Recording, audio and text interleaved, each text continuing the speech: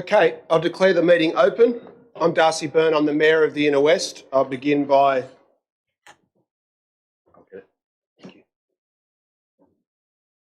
acknowledging the traditional owners of the land and by paying respects to their elders, both past and present. We've got a full house of councillors here tonight, so I don't believe there are any apologies or requests for remote attendance. Notice of webcasting. For the benefit of all of the citizens in the gallery tonight, we let you know at the beginning of the meeting that these proceedings are broadcast live onto YouTube and recorded there for posterity. That's a statutory requirement of the Local Government Act, so the remarks that you make can have legal consequences. Statement of ethical obligations. Does anyone have a copy of it?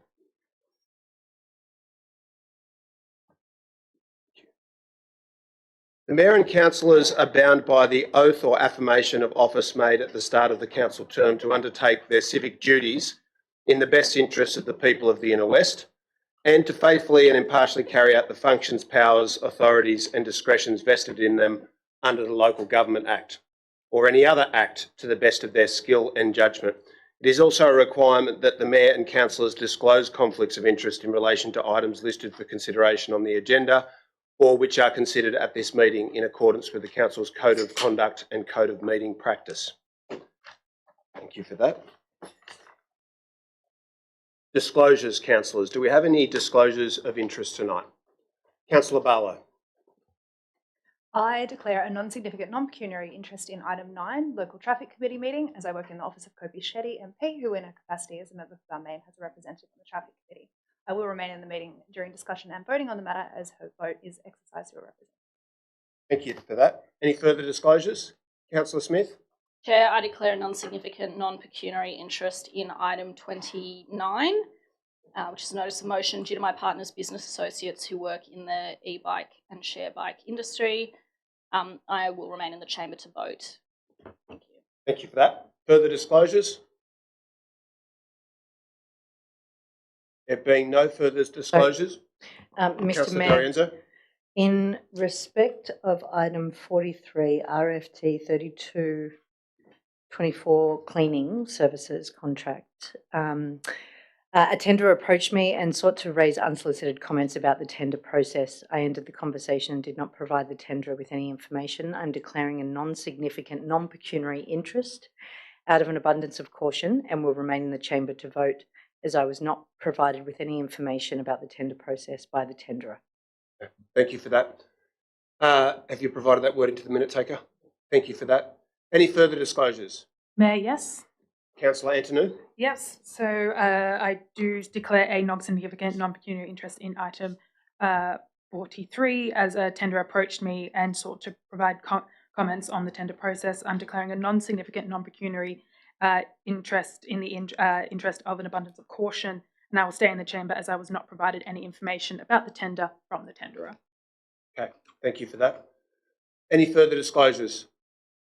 If not, will someone move the adoption of those, acceptance of those disclosures? Moved by Councillor Scott, seconded by the Deputy Mayor. All those in favour? Against? Declare that carried unanimously. That brings us to the moment of quiet contemplation. Could I ask you all please to join me in a moment of quiet contemplation?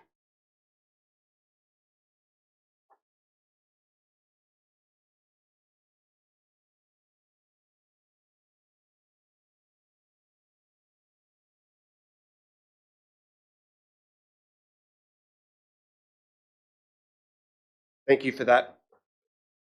Okay, the confirmation of the minutes of the 18th of February. Are there any clarifications or corrections to those minutes? If not, will someone move their adoption?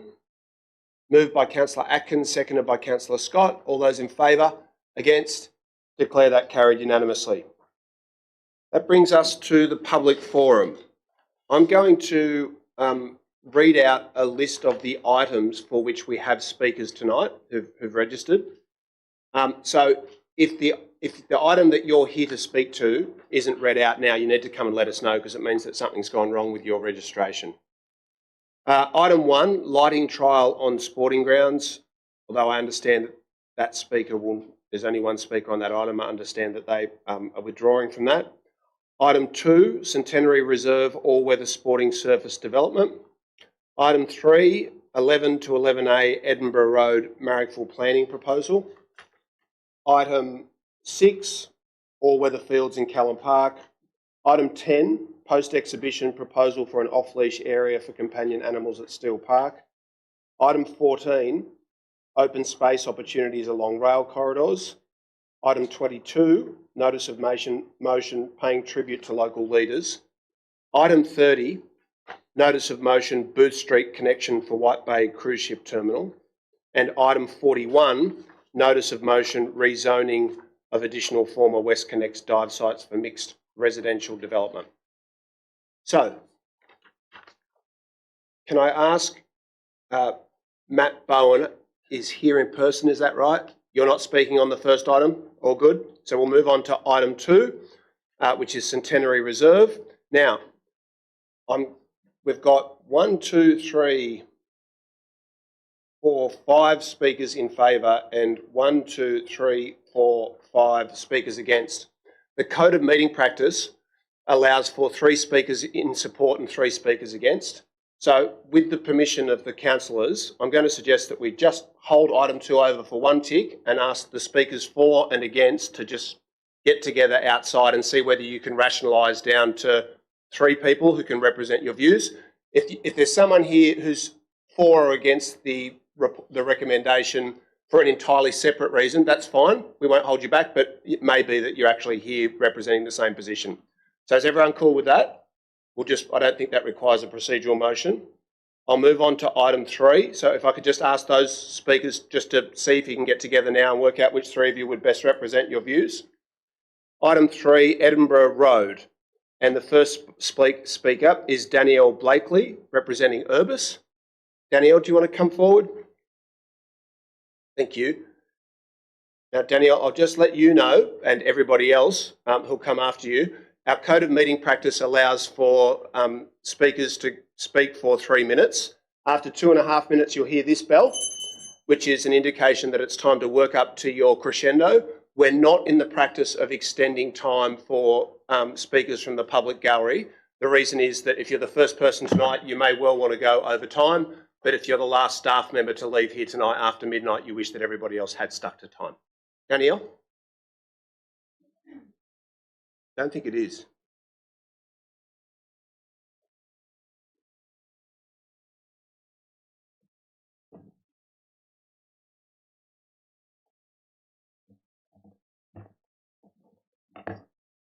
Can you all hear me now? Okay. That's very loud. So good evening, Mayor, councillors. Thank you for the opportunity to speak tonight. My name's Danielle Blakely. I'm a consultant planner at Urbis, and I'm here representing the proponent of this planning proposal, National Storage. National Storage support the office's recommendation on this planning proposal.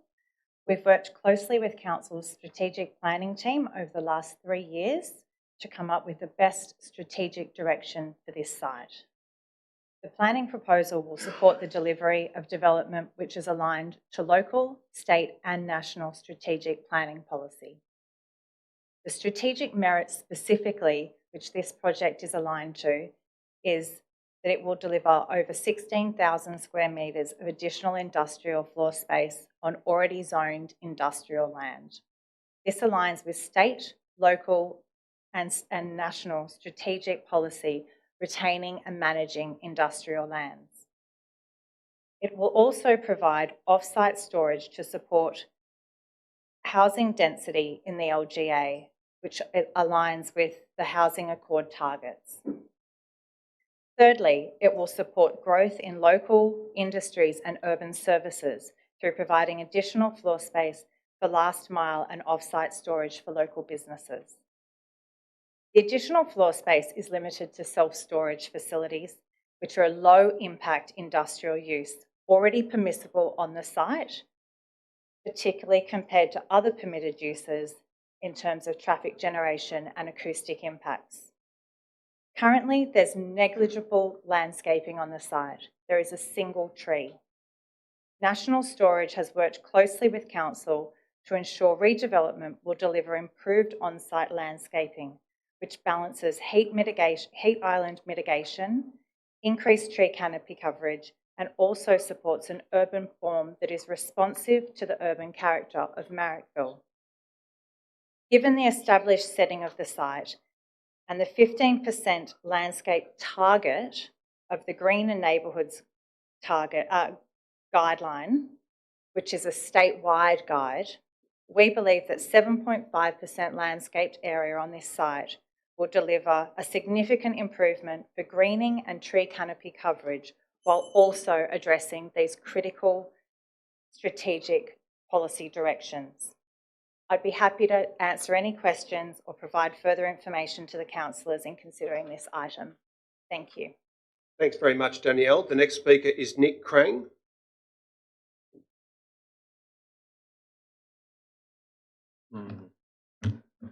Good evening, Mayor Councillors. My name is Nick Crang. I am the Head of Acquisition and Development and Executive at National Storage. Thank you for your time this evening. I will use a very slight amount of it only to reiterate that the application before you or that matters for consideration today are our best endeavours to make a genuine attempt to regentrify a dilapidated existing going concern asset at the location that we're referencing. We have taken a very lengthy collaborative process with a number of different forums with council to try and balance the complexity of that site and deliver holistically what we think is the best outcome that we can to retain the existing character in a local context and unlock a component of scarce and rare industrial land for that site. We see the expansion as critical infrastructure to both the densification of residential surrounds and also to support the local business community. Currently, the site, our customer base is just over 40% small and medium enterprise. We need to accommodate them, and by all indications from our submission, the intensification of the site from a traffic and nuisance perspective, particularly as relate to acoustics, is negligible, if not improved by what we're proposing. Also available for any questions and queries, but I'll let the submitted components speak for themselves. Thank you. Thanks very much, Nick. So we'll just pop back to item 2. So I'm just going to ask the following are registered speakers in support of the recommendation: Trent Thomas, Michael Macaridis, Chris Fogarty and Tara O'Connell. Have you guys worked out which 3 of you might be best to speak? You're all good? Come forward and let us know. Doesn't matter which order you go in. Thank you. Evening, councillors. I'm Trent Thomas, the CEO of Football Canterbury, which is the governing soccer football body in the Inner West. I'm here to speak for the inclusion of all-weather playing surfaces at Centenary Park, in particular the provision of 2 all-weather surfaces with the inclusion of a cricket wicket. Community football continues to grow significantly in the area. The region's experienced over 8% growth in each of the last 2 years, and the substantial growth of that has been in female football. We're a game that provides over 22,000 winter and 3,000 summer participants and outdoor physical community engagement. Green space is limited in the Inner West. There is no new significant pockets of land opening up for use as active recreation spaces. Population continues to grow. The intensification of use of the natural turf playing fields get to a point where they can no longer cope. This then requires their closure to be repaired, rested, limiting the opportunity for active exercise and community engagement. We need to be smarter about how we use the limited space we have for sporting recreation.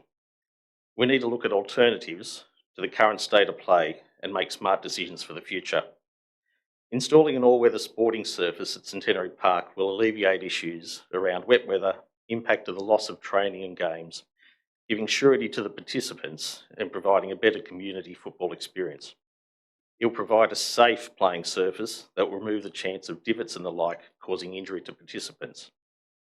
As the demand increases for suitable space for those in the all abilities sector, for them to enjoy outdoor and active participation, an investment in an all-weather surface at Centenary Park will see those opportunities grow and the community benefit overall.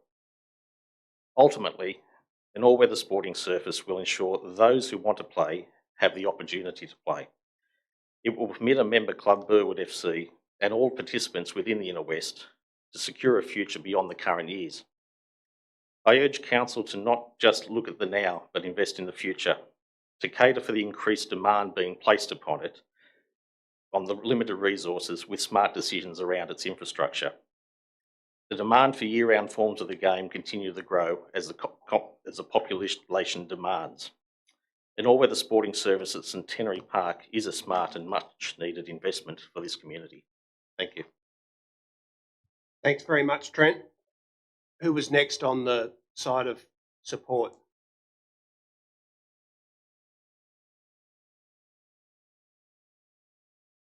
Good evening, councillors. My name's Chris Fogarty. I'm the coaching director of Burwood FC. I'm speaking also on behalf of our president, Michael, who's been unavoidably delayed. Burwood FC is not an overpriced football academy fleecing parents with empty promises that their kids will one day play for Barcelona or Liverpool. Our role as a community club is simple: to get local kids and adults onto the field, to be part of a team, to be part of a community. That requires us to keep our registration fees low, to dedicate thousands of volunteer hours, and for the field to be open. It requires us as a club to ask, what can we do better for the local community? 5 years ago, we set out to reverse a national trend of 50% of teenage girls ditching team sport. This year, we have a record number of teenage girls playing and staying in football. Those girls need role models to play for life. So in 3 years, we have gone from 0 to 2 teams of women in their late 30s, 40s, and 50s playing football, often for the very first time. We saw the Matildas inspire a new generation. For the first time, we have under 8s, 9s, and 10s girls' teams, with female registration up 26% this season. This growth delivers community dividends. This season, we will host up to 4 gala football days for girls from 10 Inner West primary schools at Centenary Park at no cost. 2 of our female coaches, including Tara, who you'll shortly hear from, will go into those schools to support the teachers coaching football at no cost. With local secondary schools, we have a program offering students their first jobs coaching young kids or working in the canteen. So what does an all-weather surface do to support this community investment? Everything. You can't retain players when they're not playing or training. We are up against the global power of social media and the challenge of ever-growing youth mental health issues. We need all the support and every advantage we can get as a club to get our players on the field. You can't expand programs, opportunities, and access without the right infrastructure.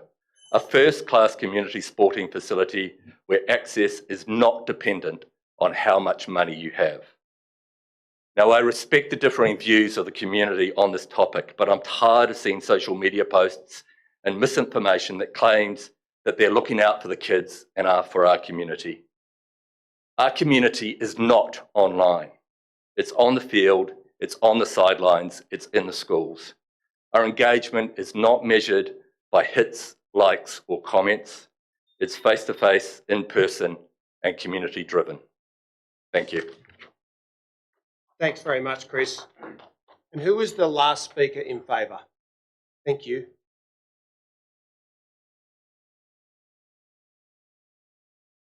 Good evening, councillors. My name is Tara, and I am a coach and player for Burwood FC. This year, Burwood Football Club had the highest number of registrations than any other year. As soccer continues to grow in popularity, so must the factors that contribute to a positive experience for all involved. Synthetic soccer pitches offer a multitude of benefits, as increased opportunity and sustainability of local run sports programs and players' mental health. I graduated in 2021 with COVID having a major impact on my senior years of high school. I valued the opportunity I got to go down to my local pitch with my team and play the sport I adore. The importance of sport for senior year high school students plays a crucial role in mental health and their overall well-being, as it is an outlet for stress and anxiety, as well as positively impacting physical health. The World Health Organization states that physical activity can help prevent mental health problems and improve the quality of life for people who already have mental health conditions. Allowing senior high school students to use this resource promotes a more enjoyable experience. The increased opportunity synthetic pitches create causes families to have further accessibility.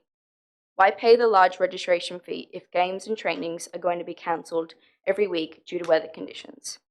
As synthetic pitches can be used all year round, they are able to maximise community engagement as well as solve this problem. Contending with uneven grass surfaces when training or playing a game takes a toll on the physical demands of players. The study labelled Nature and Causes of Injury Sustained on Dirt and Artificial Turf by Football Players, published by the National Library of Medicine, clearly states that uneven surfaces pose a risk factor for serious football injuries. Furthermore, emphasising the positive impacts a synthetic pitch has on the physical well-being of players. Common injuries such as sprained ankles or ACL tears happen more frequently on poorly maintained grass surfaces.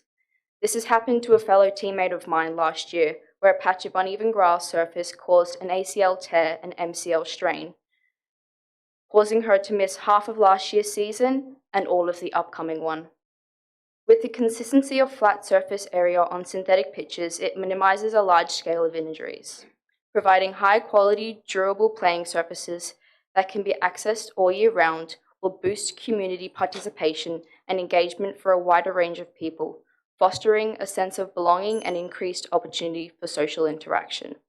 The advantages to a synthetic pitch are evident, as its ability to be accessed all year round, regardless of weather conditions, promotes the positive well-being of players, reduces the risk of injury, and increases a sense of belonging.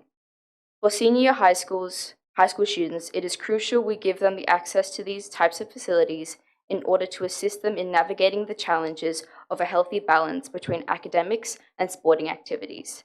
By investing in synthetic soccer pitches, it will also help increase ongoing mental health issues by providing an outlet. Thank you. Thanks very much, Tara. That was really good.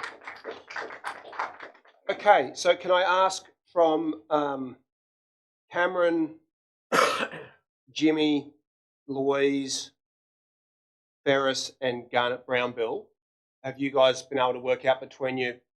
Yep, great. We have. Okay, thank you very much. Really appreciate it. Thank you, Mr Mayor and councillors. I can't state strongly enough that this item should not be on the Inner West Council agenda.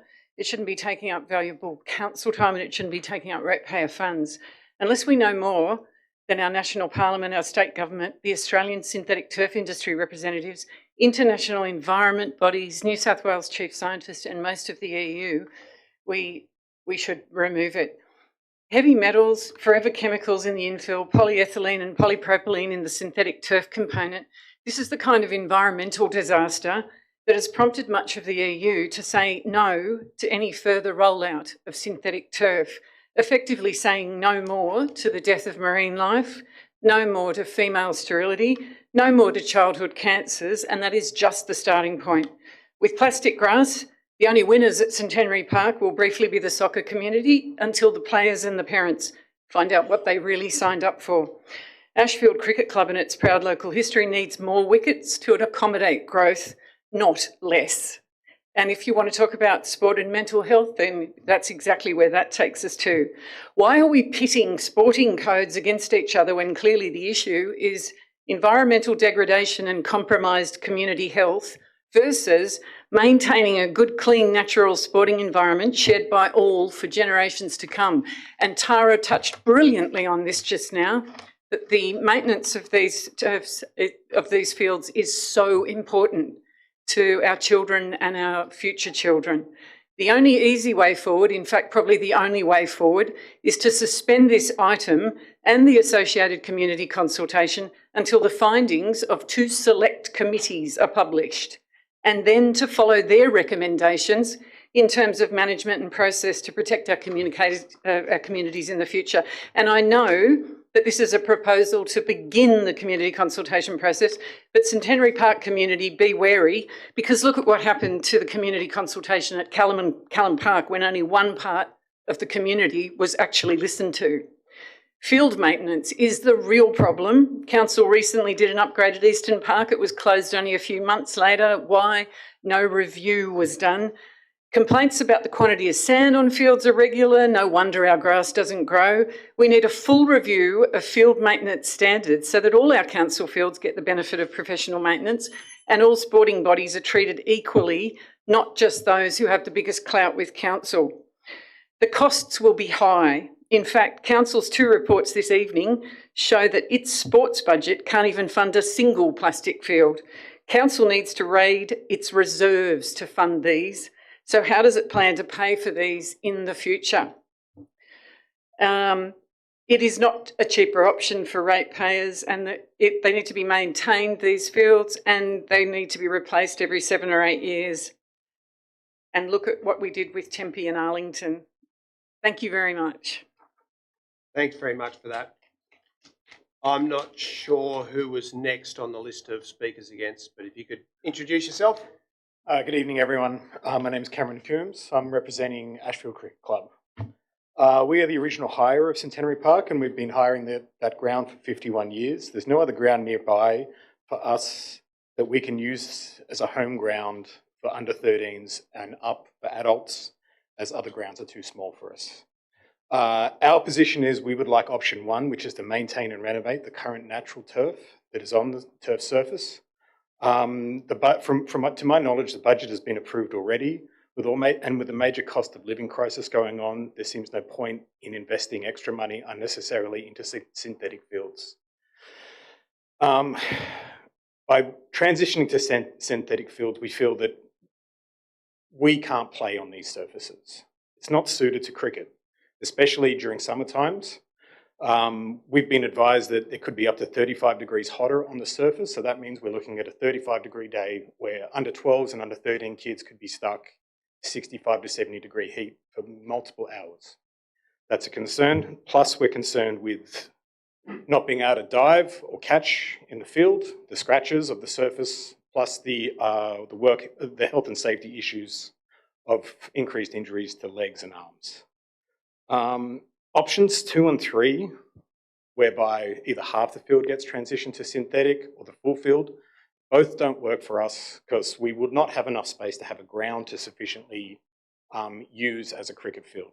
A cricket pitch does not make a cricket field. You can put one in, there's not enough space for us to actually use it, and our club feels that we're not comfortable using that ground as a cricket field if it's based as synthetic. We're also concerned about the environmental issues too, and it not being safe for the community and our players, which is why we are not comfortable playing on the synthetic surfaces. Cricket New South Wales has confirmed to us that they don't support playing on a synthetic surface, and we have a letter from them confirming this. That's all I've got to say.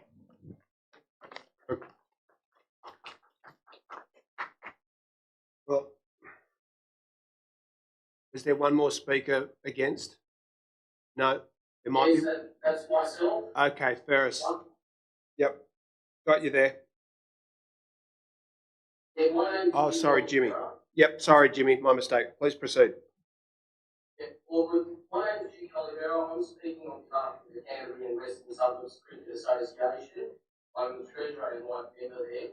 I'm also on the executive of Ashfield Cricket Club. Just wanting to start off by, in one of the supporting documents for the meeting, in tonight's documents, page 65, on item 2, and the top paragraph where it speaks in relation to option 3, I'd like to insert that this document incorrectly states that this is the preferred option of stakeholders consulted so far, but has budget implications for council. This was never a preferred option for Ashfield Cricket Club. So that document, page 65 in the council meeting of 11th March 2025, makes the statement that we have preferred option of stakeholders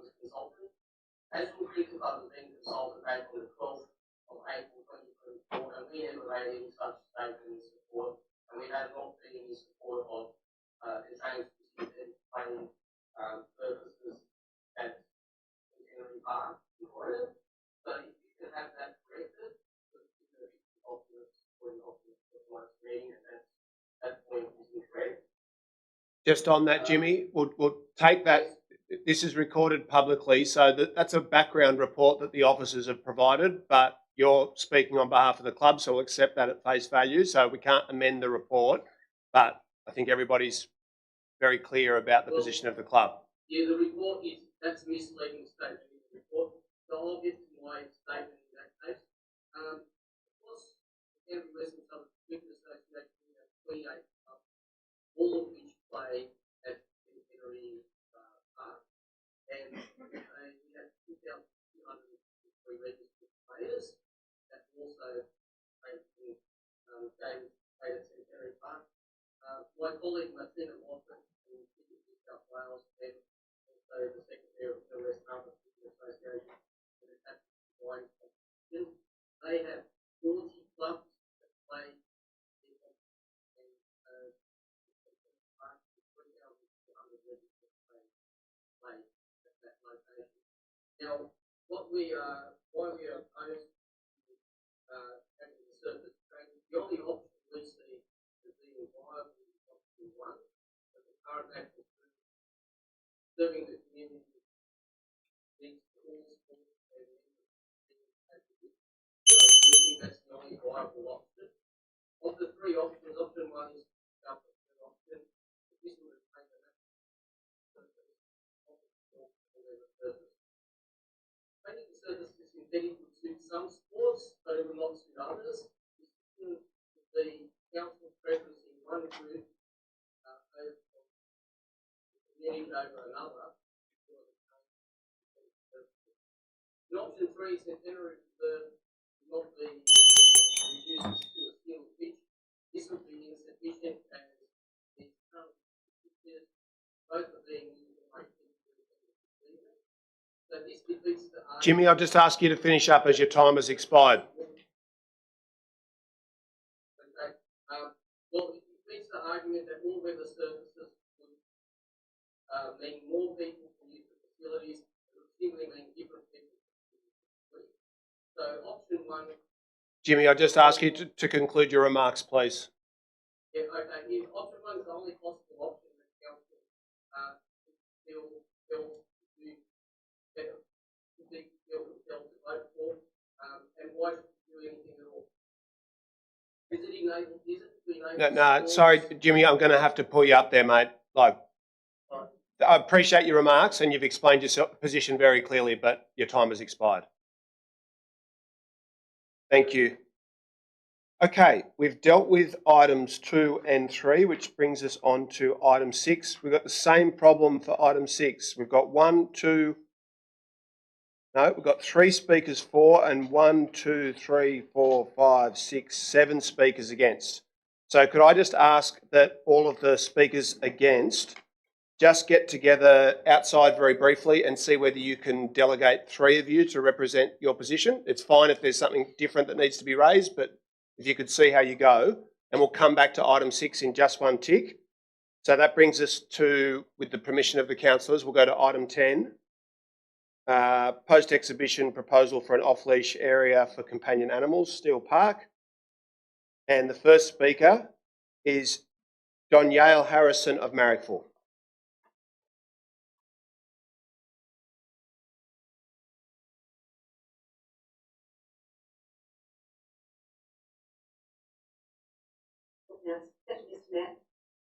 I'm in favour of having the job hub proposal go through, but not the proposal that has been put to council at the moment. It's substantially different to the one that went up for consultation, and I feel that the consultative process would need to be redone at this stage as the difference is so dramatic. The area suggested for a fenced area isn't particularly appropriate for this purpose. It's a very steep hill, and with a large number of older people, elderly people who regularly use the park to walk their dogs, it's not particularly safe. It also cuts off 2 main access paths into the park, coming from the Cornwall Street side. Very few people go through the car park, it's a bit more dangerous coming through the car park. They tend to come straight down off Cornwall Street or through the path that would go through the middle of this fenced area. The fenced area that's been proposed is also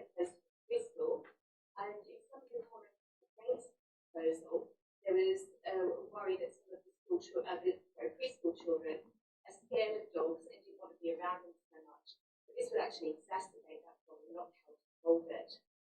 I also wanted to address a couple of the inaccuracies, in the negative cases, which in the details have gone out with the council meeting. The football pitch at the moment is very well grassed, it's in very good condition, and it's lovely to play on. It's had dogs playing on it all summer for much longer hours than we do over winter. The idea that the dogs destroy the football pitch isn't one that's backed up by actuality.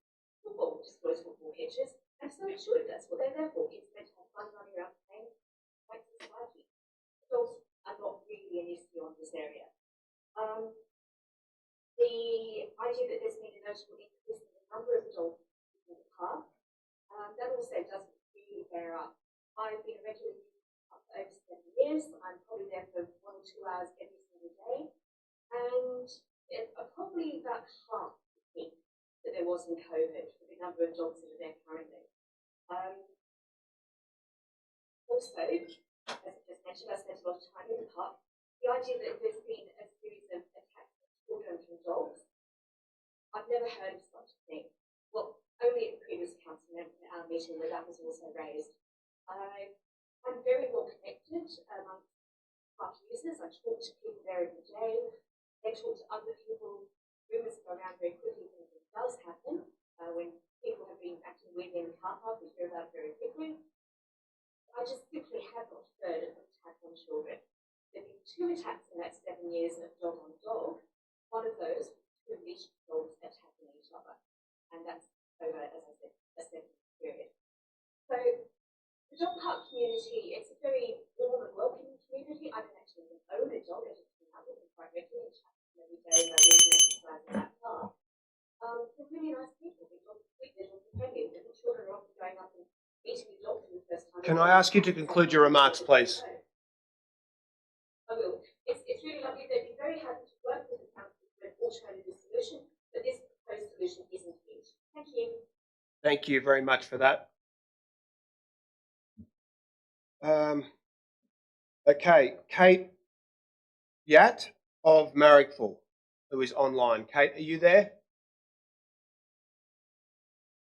No? Come back to Kate if she appears. Then we have Alison Vickery of Marrickville, also online. Alison, are you there? Thanks very much. I'd just like to reiterate most of the issues that Danielle addressed. I support an off-leash dog park area. Look, and I'd just like to say that the reality is that park has been an off-leash dog park area for years. So the issue is more whether the council wants to curtail it rather than in. Secondly, I think the area that's been proposed is suitable. People, it's even dangerous dogs in terms of flying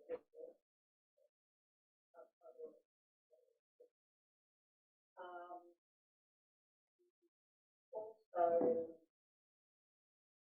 if the number of dogs in the growing, I haven't seen a lot of dogs, particularly they've been off leash using the area. But look, with increasing density, it's going to happen in the west. You're going to see more dogs, more people, and we're going to have, I guess, more willing to accept with the limited amount of green space that we're going to have to get these areas. I mean, most of the time in that park, where we with our dogs, there are not people playing sports. So most of the time, there's people hanging out, batting, throwing the ball, or catching up with each other after some kind of light, easy-going social interaction at the end of it.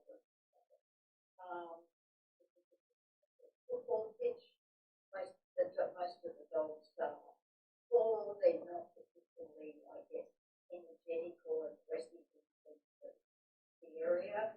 So I just want to reiterate with what Danielle said, the damage done by the dogs would be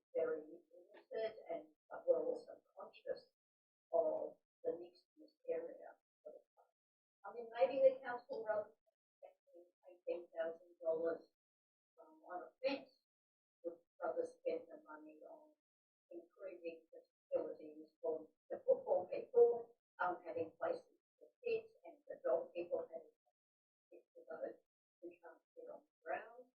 And also the area where it's proposed to exist. We also have people there who come and eat their lunch, sunbake together, which then with a fenced-in dog area, it means that they're not going to be able to do.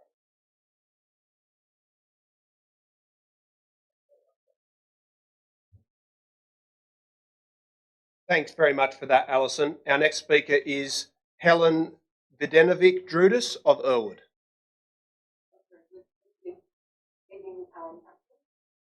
Look, I'm for the operational area. I've been going to Hill Park now for about 5 years. The reason I'm doing Hill Park is because I've got a dog that has heart condition. He has a hole in his heart, he's got fluid in his and he's got arthritis at 10 years old. I only up the other way. The operational area, the dogs are big and boisterous and they'll bowl him over, and this area that we're proposing is for small dogs under 10 kilos. So we're not talking about big boisterous dogs, we're talking about very small dogs. We're not asking for or requesting special consideration for changes. We're simply just asking for council to recognise that behaviour that's been happening at the park for the last 5 years, being that 365 days a year I drove to the state using off-leash park for the local community. What I do want to note is that many parents, football club parents, do come to the park, and when they do, we relocate. So we won't take over the football field when they're there. We're very conscious of that. But I want to note that they also do dogs and off-leash as well, and those dogs tend to play with our little dogs in the same area. I'm making it very clear and demonstrating that both activities can coexist in the same park. I also want to note what Alison was mentioning, the current housing crisis. A lot of residents that live along India, and more and more parents around that area. A lot of them have backyards, so we rely on park places. There was an article on that 7th of October last year outlining that there are now more dogs than children in dog day. And that reinforces the need for an accessible off-leash area for those pets to be able to use, particularly the small pets, that we don't have any reference pets or elderly pets. And I just want to also outline as well that many of the childcare parents work after their children after childcare, and they bring those children to the park, and those children often come and play with the dogs and type of dogs. So we're not talking about small dogs. And I'll just wrap up by saying that there is an off-leash area across the road. That off-leash area is not suitable for all dogs. I did have dogs in the past, and now I've got a dog that's older and ill, and it's not suitable to have those dogs posted in the one off-leash area. We're asking for partial land to be able to sit in the afternoon and host other support facilities and everything else that's down. Thanks very much, Helen. Chair, sorry. Yes. I can interrupt. Sorry, I've just been informed from viewers at home that they're having difficulty hearing the people online. I think that might be the last online speaker anyway, but that can be looked at. All right, we'll test that out next time we get to one. Okay, so we'll go back to item 6. How did we go finding 3 speakers? No, we've got the 3 speakers for, so I'll just start at the top. Matt Bowen of Leichhardt Saints. Thanks, Matt.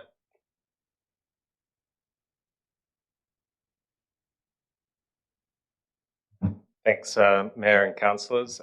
Before I get started, I do just want to thank Councillor Scott for the call earlier today on item 1, so that's why I didn't need to speak to that item.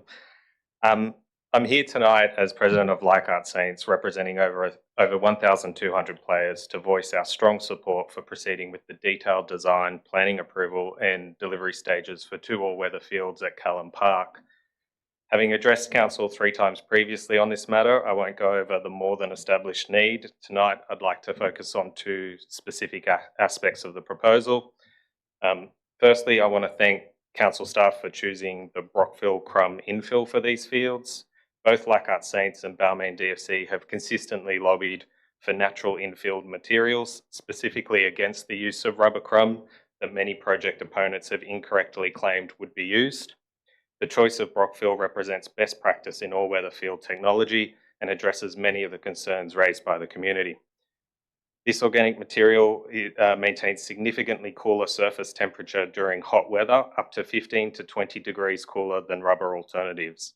It's a crucial consideration for our Australian summers. Unlike a standard cork infill, Brockville doesn't float during periods of heavy rain, ensuring consistent playing performance in all weather conditions. It's also non-toxic, eliminates the microplastic pollution associated with rubber crumb, and provides excellent playing characteristics that closely mimic natural grass fields. The successful implementation of this technology at Lambert Park has already proven its effectiveness locally, and we're pleased to see Council adopting this approach in line with our recommendations. Secondly, I want to highlight the tangible impact these fields will have on our youngest players. For 6 to 12-year-old players, the current situation is particularly disappointing. Last season, Leichhardt Saints and Balmain DFC recorded some of the lowest numbers of games played in this age group across the entire Canterbury district. An important distinction is that, unlike adult players, junior players do not have their games rescheduled due to the field capacity. When a game is washed out, they simply miss out on playing.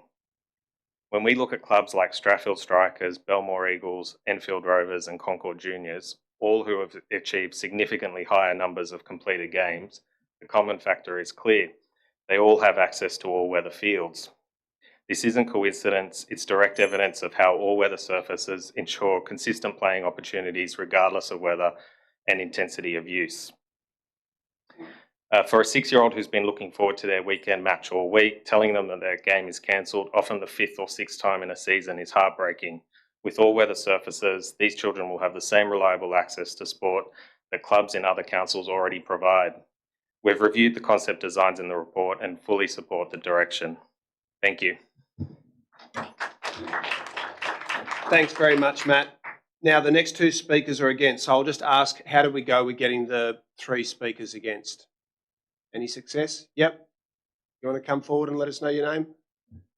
So, Louise, you convinced them that despite the fact that you'd spoken on the previous item that you should be one of the 3 speakers against? Yeah, and I got lobbed in as the first speaker, so you get me again. Fair enough.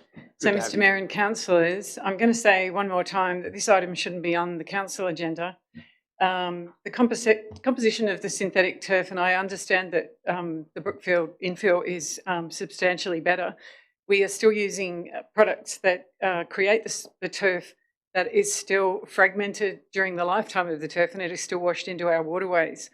The concerns that come out of this are very broad-based, and they're currently looking at that at an international level. The Inner West Council surely know about PFAS, and unless we can actually rule this out, this needs to stop now. And I understand that we have had this come up at council meetings in previous years.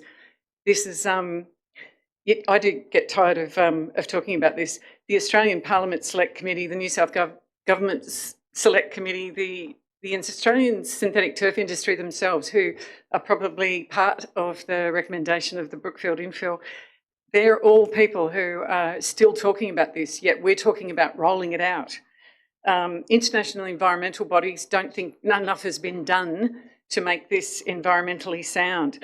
Yet here we are, and Callan Park is a magnificent 1870s heritage-listed public parkland. We are unbelievably lucky that our community and our government have saved this treasure from developers for years, and it's to be used for ongoing public benefit. Planning for the future of Callan Park is in front of us right now, and I'm just asking the council, what is the reason for this incredible unseemly haste to lay down extensive amounts of unnatural turf in the middle of Callan Park? It serves our sporting community really well. This was raised by Burwood Football Club. turf is how all of these enrolments have been going up so far. This is how this happens. And listen, we don't put 6-year-olds out on a soccer pitch in the pouring rain, no matter what the surface is. So, you know, there is mitigating arguments. Yeah, The we don't council- really put 6-year-olds in circuses either, but Yeah, I know. Well, synthetic surfaces are slippery anyway, so it's Fair you know, point. there's Yeah, I it's understand. very touch and go whether you would be doing that. Council probably needs to first review its maintenance of fields before replacing our green environment with plastic and chemical environments. We should also wait until the findings of the Select Committee have been released before we destroy the unique natural landscape environment of Callan Park, and that will be forever. You have listed, Council, Callan Park as one of the major biodiversity assets in the Inner West. It is totally inconsistent for Council to say that that is true while then stripping out major areas of Callan Park for plastic grass, and especially in a highly sensitive waterfront location. It seems that the Council needs to reread its own environmental policies on biodiversity, greenways and green-blue links. Voting for this item tonight is a vote against all of those things.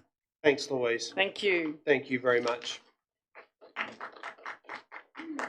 Who was our next of the 3 speakers against? No? For or against?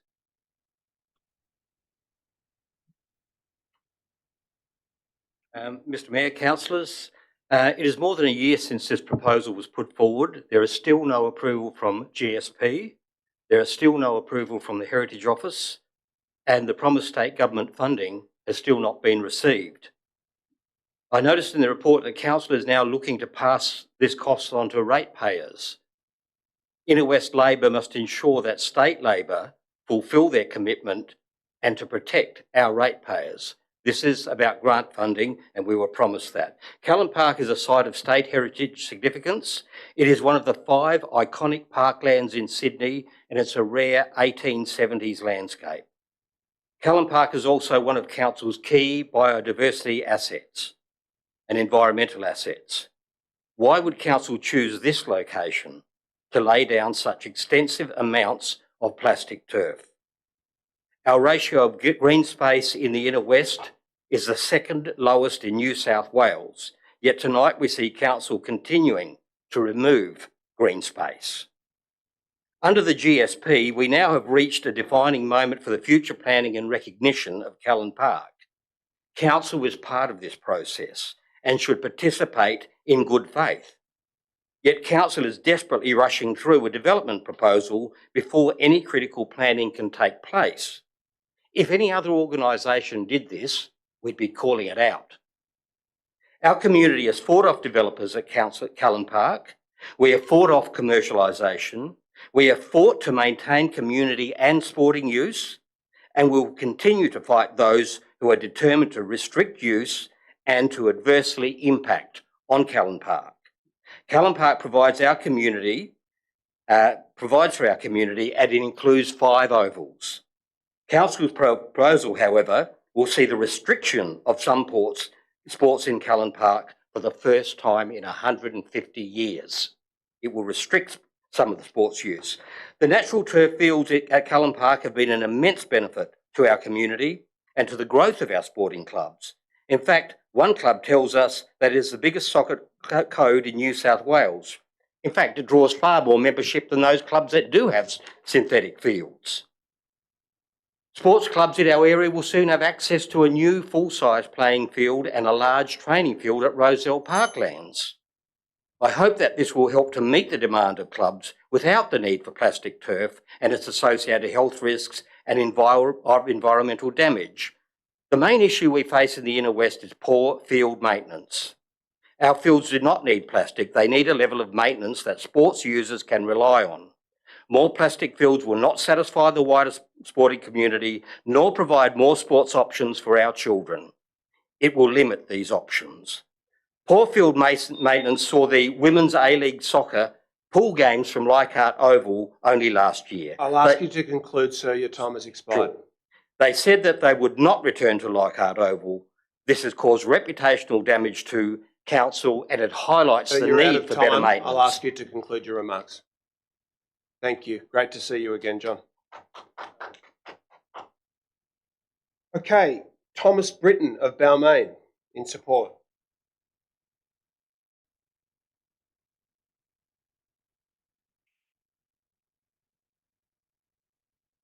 Hi, my name is Thomas Britton. You can call me Big T because my friends call me that. I am 9 years old. Well, I am 10 in a month. I have been playing at Balmain Football Club for 6 years, and I'm just about to start my 7th season. I started when I was 3.5 in Tiny Tigers. I am a goalkeeper. It would be great to have some all-weather playing fields because last season 5 of my games were washed out due to rain. That is more than 25% of games we didn't get to play. My brother, who really loves playing football, has also missed 5 games last season. Jonah was really annoyed when I got to play but my game one day on an all-weather pitch, but he didn't because all of the other grounds were closed due to mud and rain. Another time it was the other way round and I missed out. When training is cancelled or we wake up on a Saturday morning and have a game cancelled due to rain, I get really frustrated and sad. Mum and Dad always try and break the news as softly and gentle as possible because they know we get really upset if we don't get to play. Callan Park seems to have a very large amount of grass area and spaces that can be used by all a few weather pitches. It really doesn't seem like such a big deal. I think we are the largest football club in Australia. These playing fields will be making at least 3,000 people happy, and my mum always says, being happy in life is always the goal. My family is most definitely a football family.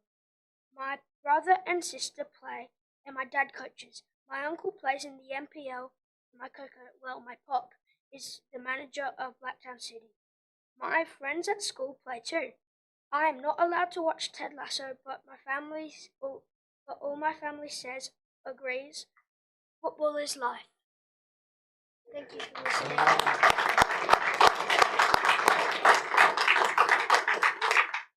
Great speech, Big T. There's been competing opinions on this issue, but no one spoke better than you. Okay, I think we're up to Paul Avery of Balmain Football Club.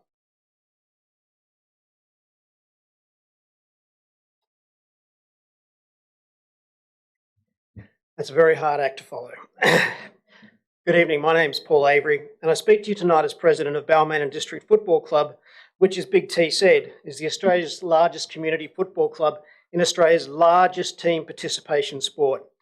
I'd like to start by commending council staff on the draft concept designs for the all-weather field at Waterfront and Balmain Road. The team, led by Ryan Madej, Director Infrastructure, has done a tremendous job. There's been conversation and collaboration, there's been discussion about community needs and new technology, and there's been enthusiastic agreement on the designs that are included in the council papers tonight. Those designs are a great starting point, utilising less than 2% of the vast space of Callan Park. Inner West Council is creating 2 all-weather fields that will benefit not just the 4,500 members of BDFC and Leichhardt Saints, but the many more thousands of football-loving players from right across the Inner West, not to mention thousands more players from our neighbouring suburbs and clubs, such as Hurlston Park, home to Hurlston Park Wanderers Football Club, where President is also in favour of all-weather fields. The all-weather field designs for Waterfront and Balmain Road are perfectly designed for the environment in which they'll be situated. The step down to the playing surface, the containment of the new generation, environmentally friendly Brockville, and of course, the desire to take advantage of the very latest PFAS-free playing surfaces. It's also interesting to note from the concept designs that the visual impact of the proposal at Waterfront Drive will be to simply change the type of green playing surface material without any new structures being introduced. The existing views of the open playing fields from the surrounding areas will not change, which means they will still not be visible from the heritage buildings of Kirkbride and Broughton Hall. Of course, those views at Waterfront Drive are very different to what they were 200 years ago. The sporting grounds are reclaimed land. 200 years ago, it was a cove. No fields, no buildings, but throughout its history, Callan Park has been changed and adapted to the needs of the community. That process has stalled over the last 2 decades as certain groups seek to shut the gates to everyone, particularly to young people like Big T, who spoke so well tonight about what he and tens of thousands of other young people just like him want from Callan Park. On behalf of the thousands of local football families, along with the wider community who made their views known at the last council election, I urge all councillors to support this motion and proceed to the next. Thanks very much, Paul. And then, look, for the last speaker against, Garnet Brownbill had registered to speak on 2 items tonight, but didn't speak on the previous one. Is Garnet here, one of our most common contributors? No. Okay. Is Gloria Mao online? No. Okay. We'll move on. Item 10. Proposal for. I'm here for item 6 against on behalf of Callan Park Dog Lovers. I'm registered. Who are you? Daniel Haig. Of Drummoyne. Okay. Daniel, I'll go to you and then we'll conclude. Thank you. Good evening, councillors. I speak to you tonight on behalf of the 2,000 members of Callan Park Dog Lovers to restate our strong opposition to the 2 proposed synthetic football pitches in the State Heritage listed park. First, let me be clear, this proposal is far from a done deal. Approval is still needed from both the Heritage Council of New South Wales and the Greater Sydney Parkland, long before public consultation. Yet there is a growing sense that these pitches are a foregone conclusion, justified by a supposed need in the community, as we've heard. But why must a State Heritage Park bear this burden? On behalf of our members, I raise the following concerns. One, funding clarity. Has council actually received the $20 million promised by the state government? If not, why is council proceeding?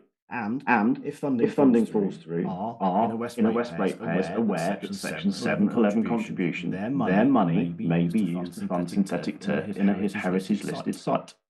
Tonight's agenda, item 2, highlights a $5 million shortfall for synthetic fields at Centenary Park. If IWC's funding collapses, who pays?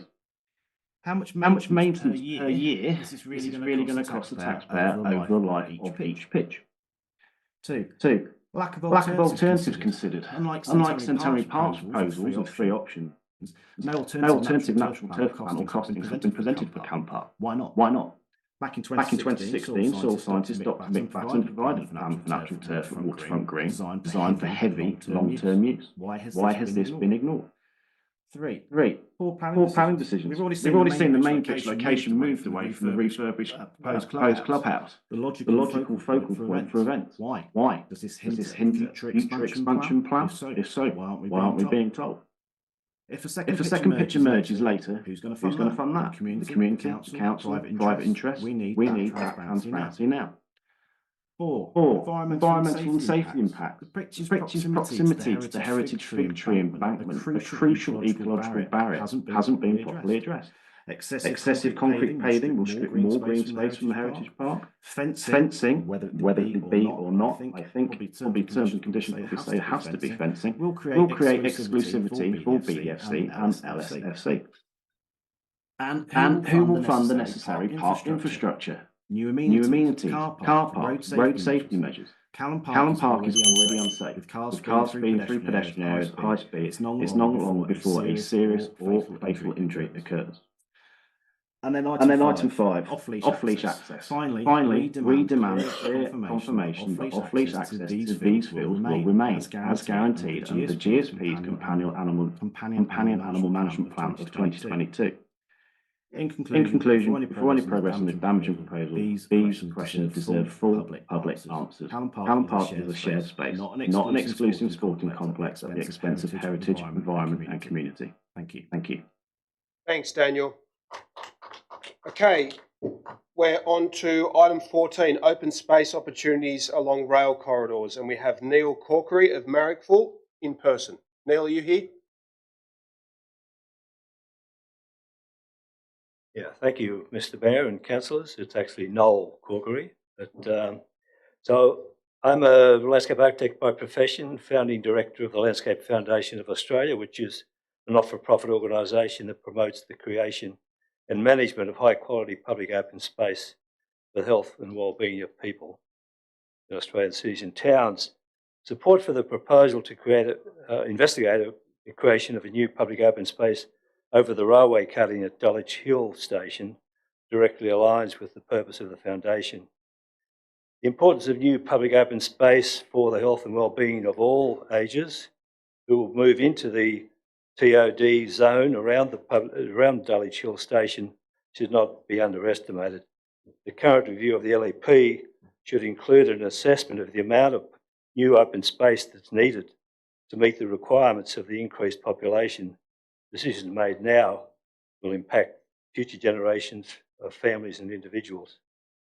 After reading the report, which is in the documents tonight, which is largely focused on the construction of the Warringah Park at St Leonard's Station, I spoke to one of the engineers who worked on that project to get a better understanding of how it was constructed.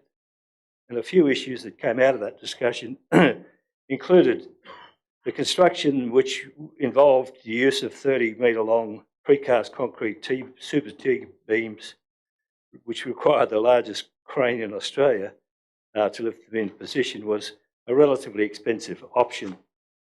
While the span at the Dulwich Hill Station is also about 30 metres, there are other construction options that do not require such a big crane or process. One of those would be installation of columns along the rail platform to support a beam that would then mean that the decks would be the actual concrete planks would be 20 metres on one side and 10 metres on the other, which would be substantially less expensive than the 30-metre option. So the engineering and scoping assessment that's talked about in the report really needs to look at the feasible options and not just assume that it would be similar to the one at St Leonard's. One of the other things that came out of the discussion was a bit more information about the actual costing of that project at St Leonard's. So the construction of the deck itself was $25 million. Construction of the park, which included a $1 million playground, that was $5 million, which is a total of 30. So the balance of the total cost involved bank guarantees, planning approvals, legal fees, etc., which was actually was all paid for through planning agreements. In terms of maintenance responsibilities. Sir, could we just ask you to wrap up your remarks, please? Yes. Okay. Very finally, I want to make one very important point. In terms of looking at relative costs of land to create new public open space, it needs to be comparable to locating land at the station. And finally, on behalf of the Foundation, we'd like to support the motion to a more detailed assessment of this opportunity. Thank you very much. Thank you very much. Our next item is item 22, notice of motion paying tribute to local leaders. In person, we have Dr. Philip Drew from Annandale.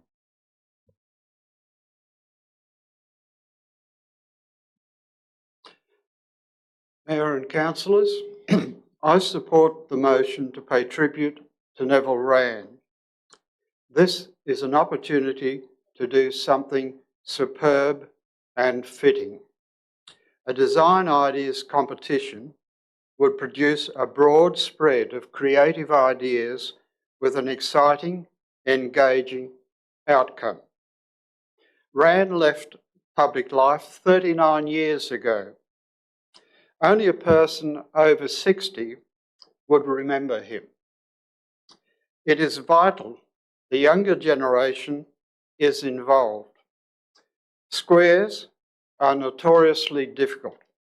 Naming a property Rand Square will not switch it on instantly as a people magnet. Sir David Adjaye's Sydney Place in George Street is a sprawling steel structure full of holes, painted black, so aggressive it actually repels visitors. The Right Honourable Neville Wran, QC, Premier of New South Wales from 1976 to 1986, was a great Australian responsible for major legal reforms, Darling Harbour, the State Library, Historic Houses Trust, doubled the area of national parks, the Wallamai, and so much more. Complex, brilliant, glamorous, he was many things. At a dawn meeting with Head of Maritime Services, informed Walsh Bay should be demolished, Rand told him to get effed and sacked him.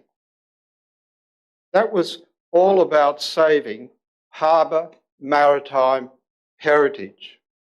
This is about saving a precious artistic legacy. The sculptures on the Annandale Creative Arts Centres are Wran heritage. Neville Wran's great-grandfather, Tom, was the first to comprehensively depict native Australian birds and animals in architectural sculpture. It's a magnificent original, just like Neville. The Arts Centre sculpture as a Wran memorial would unite Sian and great-grandson at a single location. It is 152 years old and is in acute need of conservation. I support the motion and request it be amended to include a design ideas competition to involve children and community. Thank you so much. Thank you, Dr. Drew. We really appreciate it. Our next item is item 30, notice of motion, Booth Street connection for White Bay Cruise Ship Terminal, tourist path and active transport. We have 3 speakers, 4 are all in person. Can I call Keith Stallard?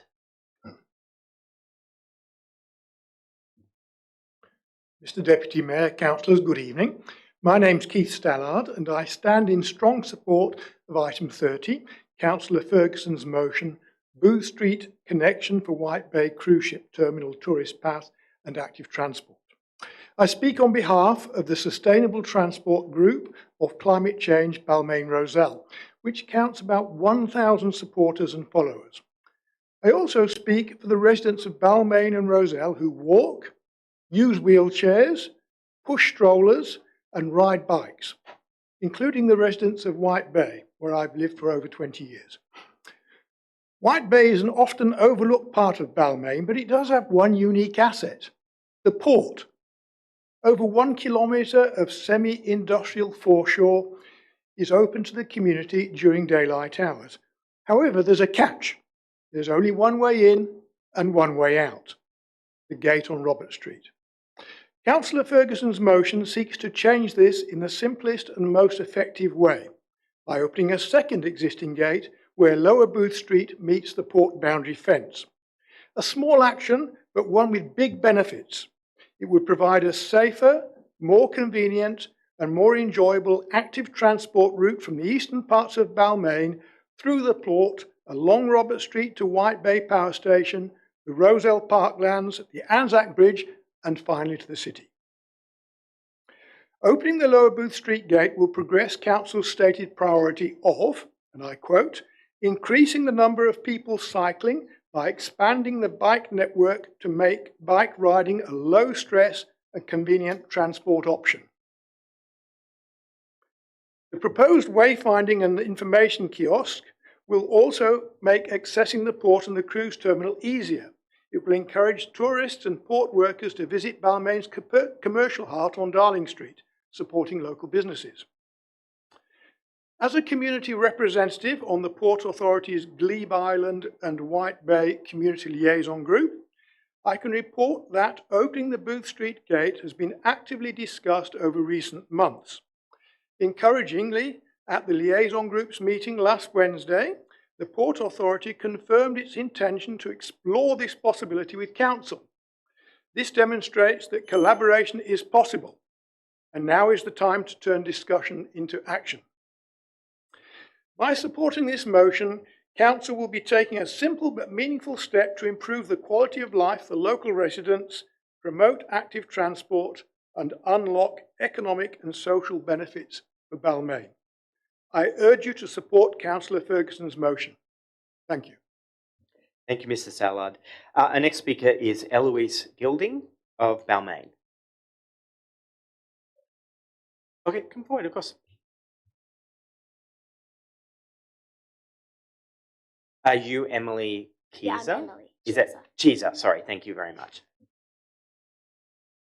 Hi, my name is Emily. And my name is Eloise. We're both Year 6 students at Nicholson Street Public School. Last year, we talked about things we wanted to change or add in Balmain for a class assignment. I've often seen tourists from the cruise ship looking confused in the back streets of Balmain.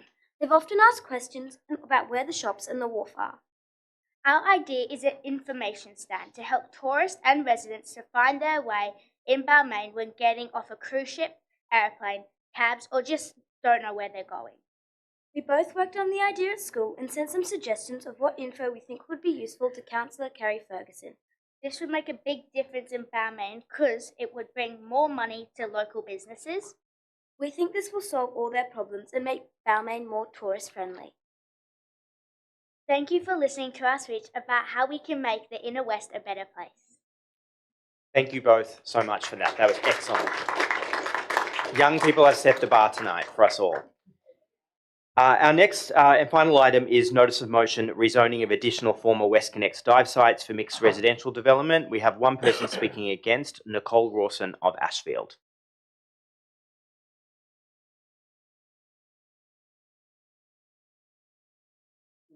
Good evening, councillors. My name is Nicole and I live in Ashfield.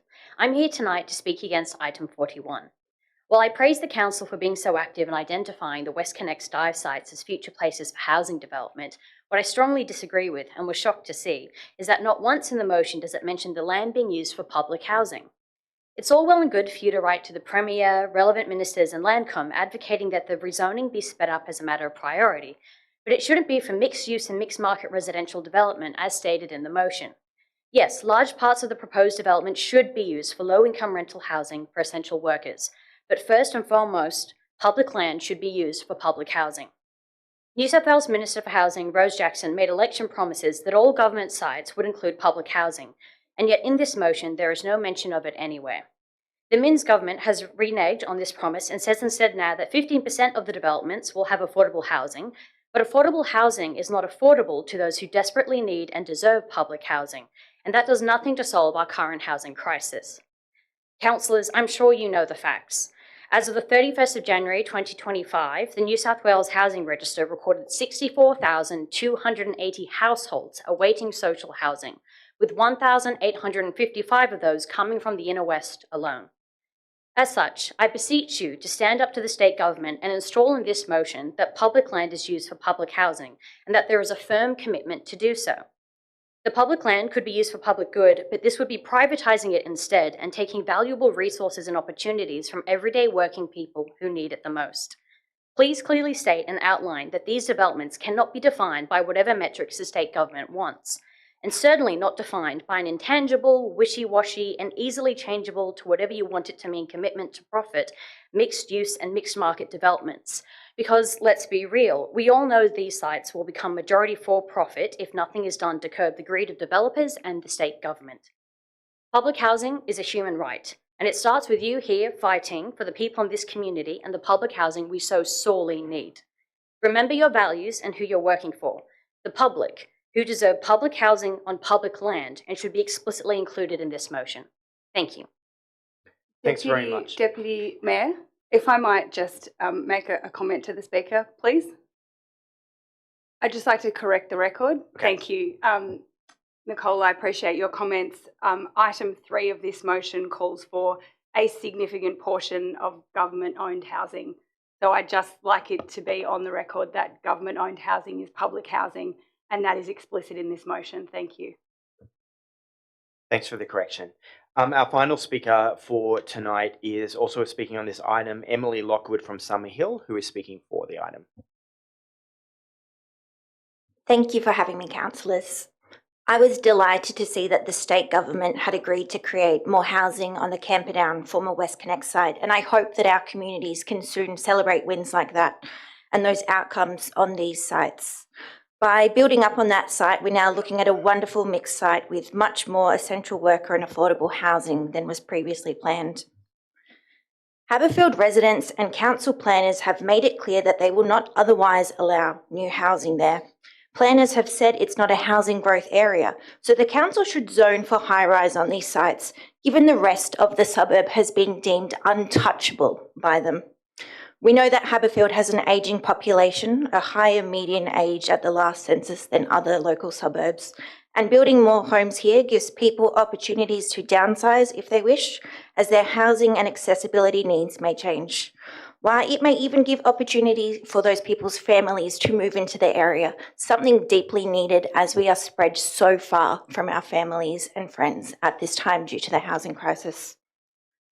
Inner West Council has a housing target of 1,000 public housing dwellings in the next 5 years and only a handful of sites to do this on, which means we need hundreds of homes on each of these sites to make that happen.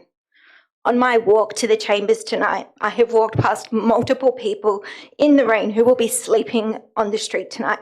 And I ask any person who is against new housing in the Inner West, especially those who repeatedly do so inside and outside of this chamber, to go explain to those people why we can't have more housing, why you get to make those decisions. These are members of our community that we are letting down by not creating more housing and by not creating a lot more housing.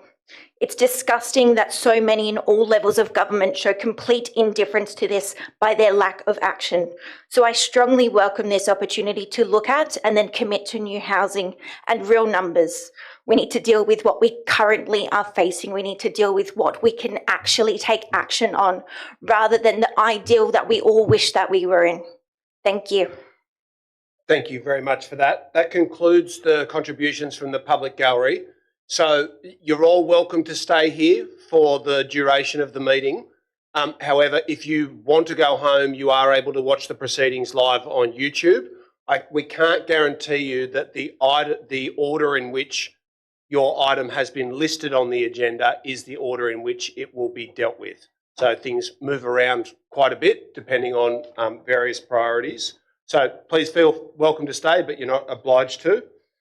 Now, I'll move on to the mayoral minutes, of which there is one, which is a motion in regards to the community representative for the Callan Park Community Trustees Board. And I'm proposing that my resignation from the board be accepted and that Councillor Kerry Ferguson be endorsed as my replacement. So I will move that way. Is there anyone who wishes to speak to that motion? If not, I'll put that. All those in favour? Against? Declare that carried. That brings us to the substantive agenda. Deputy Mayor, do you have a procedural motion? Yes, can I please move a procedural motion to bring forward a number of items to be considered on Globo? Please do. So the items are listed behind you, Mayor. Okay. That's 19 items, is that correct? I believe so. They're all on the one screen? Great. Okay, I'm just going to run through these very quickly. If anyone has an objection, then they're able to have the motion taken out of the Englobo list. So item 4, item 8, item 9, item 12, item 13, item 18, item 20, item 27, item 28, item 30, item 31, item 34, item 35, item 36, 37, 38, 39, 40, And item 44, mattress collection and processing tender. No objections to those. Is there a seconder for the procedural motion? Seconded by Councillor Atkins. I'll put that. All those in favour? Against? Declare that carried unanimously.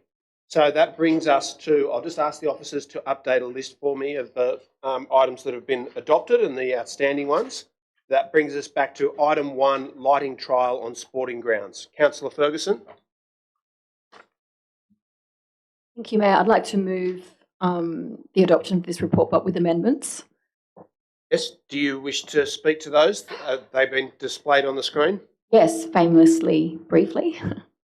Please do. This is a great health and wellbeing initiative for our community, and the engagement study in the report demonstrates that residents have primarily received this initiative with positivity and enthusiasm.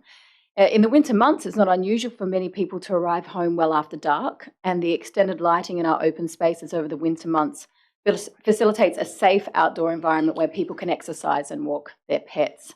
I do acknowledge, however, that there are some additional considerations when it comes to extending lighting on sporting grounds, most notably biodiversity impacts and the potential wear on the grounds.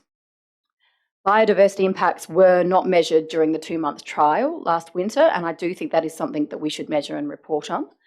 In terms of the usage impacting the condition of the fields, I think this is also a valid concern for our local sporting clubs, particularly in the situation where we are currently surpassing the national usage standards across the LGA.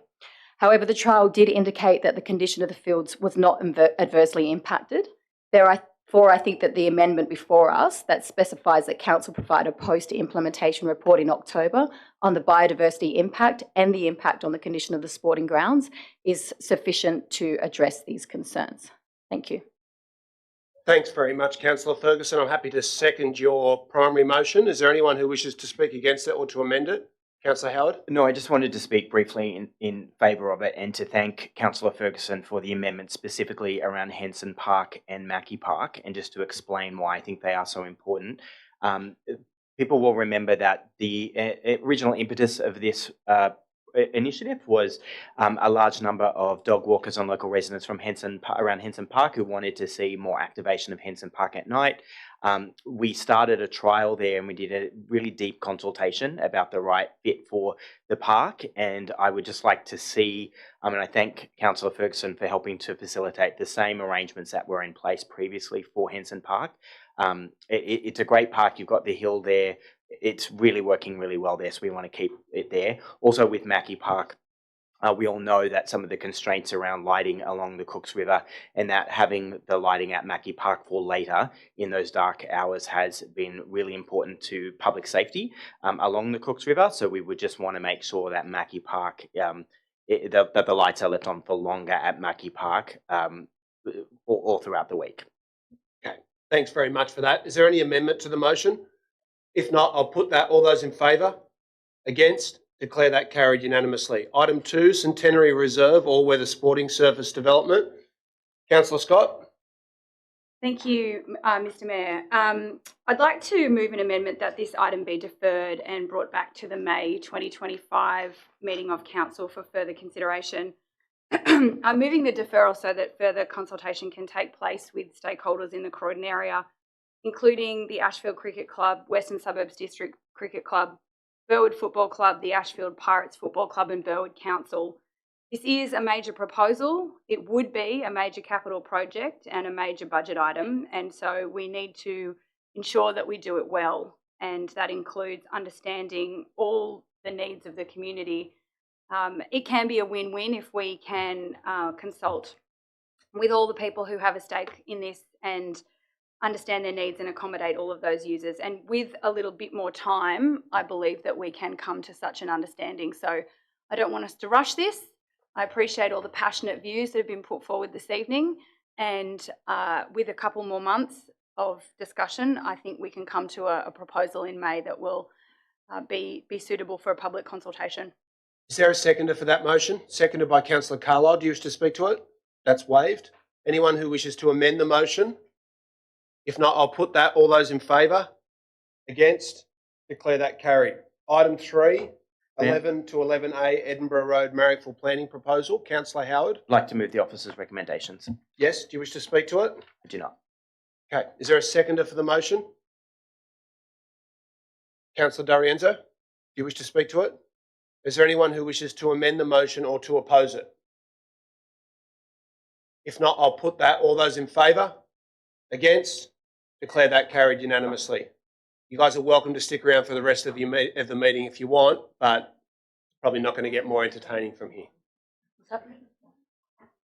Okay, item 5, bins and cleaner streets. Deputy Mayor. Thank you. Look, thank you, Mayor, and thank you always, as always, to the excellent staff in our resource recovery team for this considered report. We know how hard you work and just how much there is going on in the space around resource recovery at the moment. So we're very grateful for you looking at this additional initiative. The Inner West Council continues to lead when it comes to supporting the circular economy and to diverting food waste from landfill. I was really pleased, councillors, to learn lately that we've just ticked over the 20,000 tonne mark of food waste that we have diverted from landfill to FOGO. That's an extraordinary amount, and we should be really, really, really proud of that. People will know that the state government has recently just mandated that all councils will implement FOGO by 2030. And look, our council is ahead of the game in getting that work done, and a huge part of that has been, the political will being there, but also the expertise of our staff, and most importantly, our community really being behind FOGO. Look, I just did want to put on the record some of my disappointment at some of the comments that were raised in the parliamentary debate by the Greens member for Balmain and the Greens member for Newtown about FOGO. Those of us who were here have known that it was bumpy, it was a challenging time, and really just it felt at times that there was a unanimity of political will. At other times, out in the community, that was not the case. So to hear members of parliament punching down on our council, frankly, about our ability to deliver FOGO, I mean, I really would like to ask, like, if we were to have delayed the rollout for FOGO, how much of the 20,000 tonnes of food waste did we want to stay rotting in landfill? Because that's really the choice that we have available to us. So I just take the opportunity to put that on the record. I think what we have here is an opportunity to again demonstrate our leadership and our will to get to expand the kind of food recycling and recycling that we do. Move an extension of time of 1 minute. Yep. Seconded by Councillor Carlisle. All those in favour, against, declare that carried. Yeah, so we have an opportunity to expand FOGO and recycling into parks, and that's really, really exciting. I've got some amendments here which are really about making sure that that trial is as focused as possible, because I think the report clearly outlines just how challenging it's going to be to deliver this. There's going to be contamination rates, there could be issues with vermin, there could be issues with illegal dumping, a whole range of different issues. So we want to make sure that we're getting it right. I really support what the staff are proposing in terms of there being 2 parks as a starting point, getting some more interim information, and then coming back later with more information on that. So, and looking at 3 parks. The initial resolution said a park in every ward, so that's what I tried to do, just to kind of clarify that that's the goal here. Really importantly, my other amendments are about looking at ways that we can get a report back with a proposal to increase the number of street bins and the service levels for bins, and also for high pressure street cleaning. We all hear this all the time. Our main streets do need additional attention. Let's do it. Let's also look at different ways, like the Street Blitz program at Randwick Council. That's an excellent idea. Let's get a further report about ways that we can incorporate that and continue to lead in this space, both with recycling, food recycling, and our main streets. Thanks very much, Councillor Howard. Is there a seconder for that motion? Seconded by Councillor Barlow. Do you wish to speak to it? I'll speak to it, but I have an additional amend that I wonder whether you'd be willing to incorporate. If I could see it, that'd be great. Yeah, so my amend is that Council commit to 1 more mobile customer service stall in each of the Phase 1 trial parks prior to the commencement of the trial, and in the event that Phase 1 is successful, additional mobile customer service stalls in each of the Phase 2 parks. And the reason for that is just I think we've all had significant feedback about the rollout of FOGO, and it's a topic that keeps coming up with residents. And I think the communications plan as it currently stands really reflects the learnings from that rollout, and clearly are taking that education piece really seriously. But I feel that an additional in-person presence is just taking that 1 step further to taking residents and community engagement seriously. I think it also will increase visibility of the trial's intention really early, and potentially introduce or help recruit those community champions for the trial. So minimal additional cost, but shows the community that we're taking feedback. That is an excellent and constructive idea that I would like to incorporate. Okay, it's incorporated into the primary motion. Is there anyone who wishes to speak against the motion? If not, I'll put that. All those in favour? Against? Declare that carried unanimously. Item 6, 2 all-weather fields in Callan Park. Councillor Scott. Thank you, Mr Mayor. I'd like to move the officer's recommendation for adoption.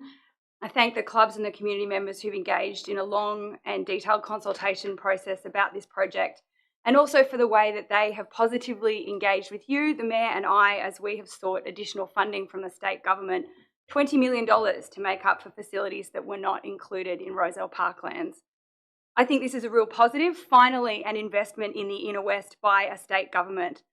And this is despite the Greens member for Balmain denigrating this community achievement, punching down again on councils, calling it a sweetener, as if there was something inappropriate about achieving an investment in your community. Perhaps she's upset because this was something that neither she nor the former Greens member for Balmain were ever able to achieve. And we've heard over months and years that the club's cohort of players who use these fields is growing, and we want this. More girls and women want to play organised sport, and we want this. And if we want to accommodate them, we have to intensify the use of some of our spaces. We simply can't afford to say that some of our space should remain unchanged and not grow, and that we can't make positive changes to allow more people to live a good and active life in the Inner West and share our spaces. The one thing we can't do in the Inner West is create more space. What we have to do is be more creative about the way that we use it and invest in projects that allow us to do so. These fields will represent a tiny fraction of the green space in Callan Park and an even tinier fraction of the space in the Inner West, but the effects will be enormous. A field that doesn't get washed out could more than double the usage that locals get from this ground for sport. And without more capacity on our fields, girls and women in particular will continue to miss out on the benefits of community sport, something that I feel really passionately about. I know that the people of the Inner West have generous hearts and that they stand behind the values that they hold. And those values include the fact that participation and inclusion is important and that we have space to share, if not boundless space to share. This proposal will allow us to do that, and I commend it to Council. Thanks very much, Councillor. Is there a seconder for the motion? Seconded by Councillor Ferguson. Do you wish to speak to it? That's waived. Is there anyone who wishes to oppose the motion or to speak against it? I have amendments. Yes, Councillor Blake. Yes, I've circulated the amendment to the Secretariat. That Council requests the General Manager to conduct an independent environmental impact study on synthetic turf at Callan Park and prepare a report by June 2025 for consideration by Council that incorporates the environmental, including biodiversity impacts. Okay, thank you for that. Do you wish to speak to it? Yes, please. Yes, thank you, Chair. Yes, so I think we've heard from several speakers tonight about the concerns of the environmental impact of synthetic turf. And this is a good opportunity to further investigate this and get some real data behind this. We've heard about these select inquiries with the Federal Parliament and the New South Wales Parliament. The Inner West needs to do its own investigations as well. So we're moving this amendment to get some environmental impact data.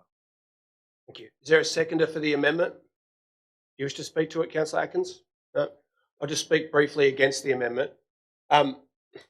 As everyone here is aware, as part of the application process, the council will be required to undertake precisely what's being proposed by Councillor Blake, and as the report details, that process is underway. I would hope that we can avoid having to spend time at every single meeting where this is tabled with a rearguard action being launched to prevent the project. It is an adopted position of the council that this is a project that we're proceeding with. It doesn't achieve anything for any of us to monthly come back to litigate the same disagreement. I don't believe that the position of the council is going to change, and it's our determination that we want to get on and actually deliver this for local kids like Big T, who is here tonight. And if we're going to deliberately tie the process up in red tape, it'll never get delivered, which has been the problem in Callan Park for many, many years. So that's not a position that we support. Is there anyone else who wishes to speak to the amendment? If not, I'll go to Councillor Blake for right of reply. It's waived. I'll put the amendment moved by Councillor Blake, seconded by Councillor Atkins. All those in favour? Against? Declare that defeated, 10 to 5. We'll return to the substantive motion. Is there any further amendment to that? If not, I'll go to Councillor Scott for a right of reply. It's waived. Can I speak against the Yes, you can. substantive? Thank you. Yes, we can't support this the motion. As we made it clear, we have many concerns on environmental grounds and health grounds in particular. I recently played a trial match in 35-degree heat where the on-ground temperature was 40 degrees on synthetic turf. This is not a good solution. I think we can all agree that we need more sporting fields in the inner west. We've heard passionately from the speakers tonight. I share their same concerns. We need more space. We need more fields. This is not the right answer. There's many environmental reasons, health reasons that this is a bad idea, and we can't support this. Thank you, Councillor. Councillor Scott, your right of reply? That's waived, thank you. Okay, I'll put the motion. All those in favour? All those against? That has been carried, 10 votes to 5. We'll move on to item 7, expression of interest process for the use of the basement in Marrickville Town Hall. Thank you, Mayor. I just move the officer's recommendation with a brief amendment, which will be displayed on the screen. Thank you, Deputy Mayor. Do you wish to speak to it? Yep, so I want to thank the staff and the excellent and dedicated community members that participated in our Marrickville Town Hall Steering Committee last year.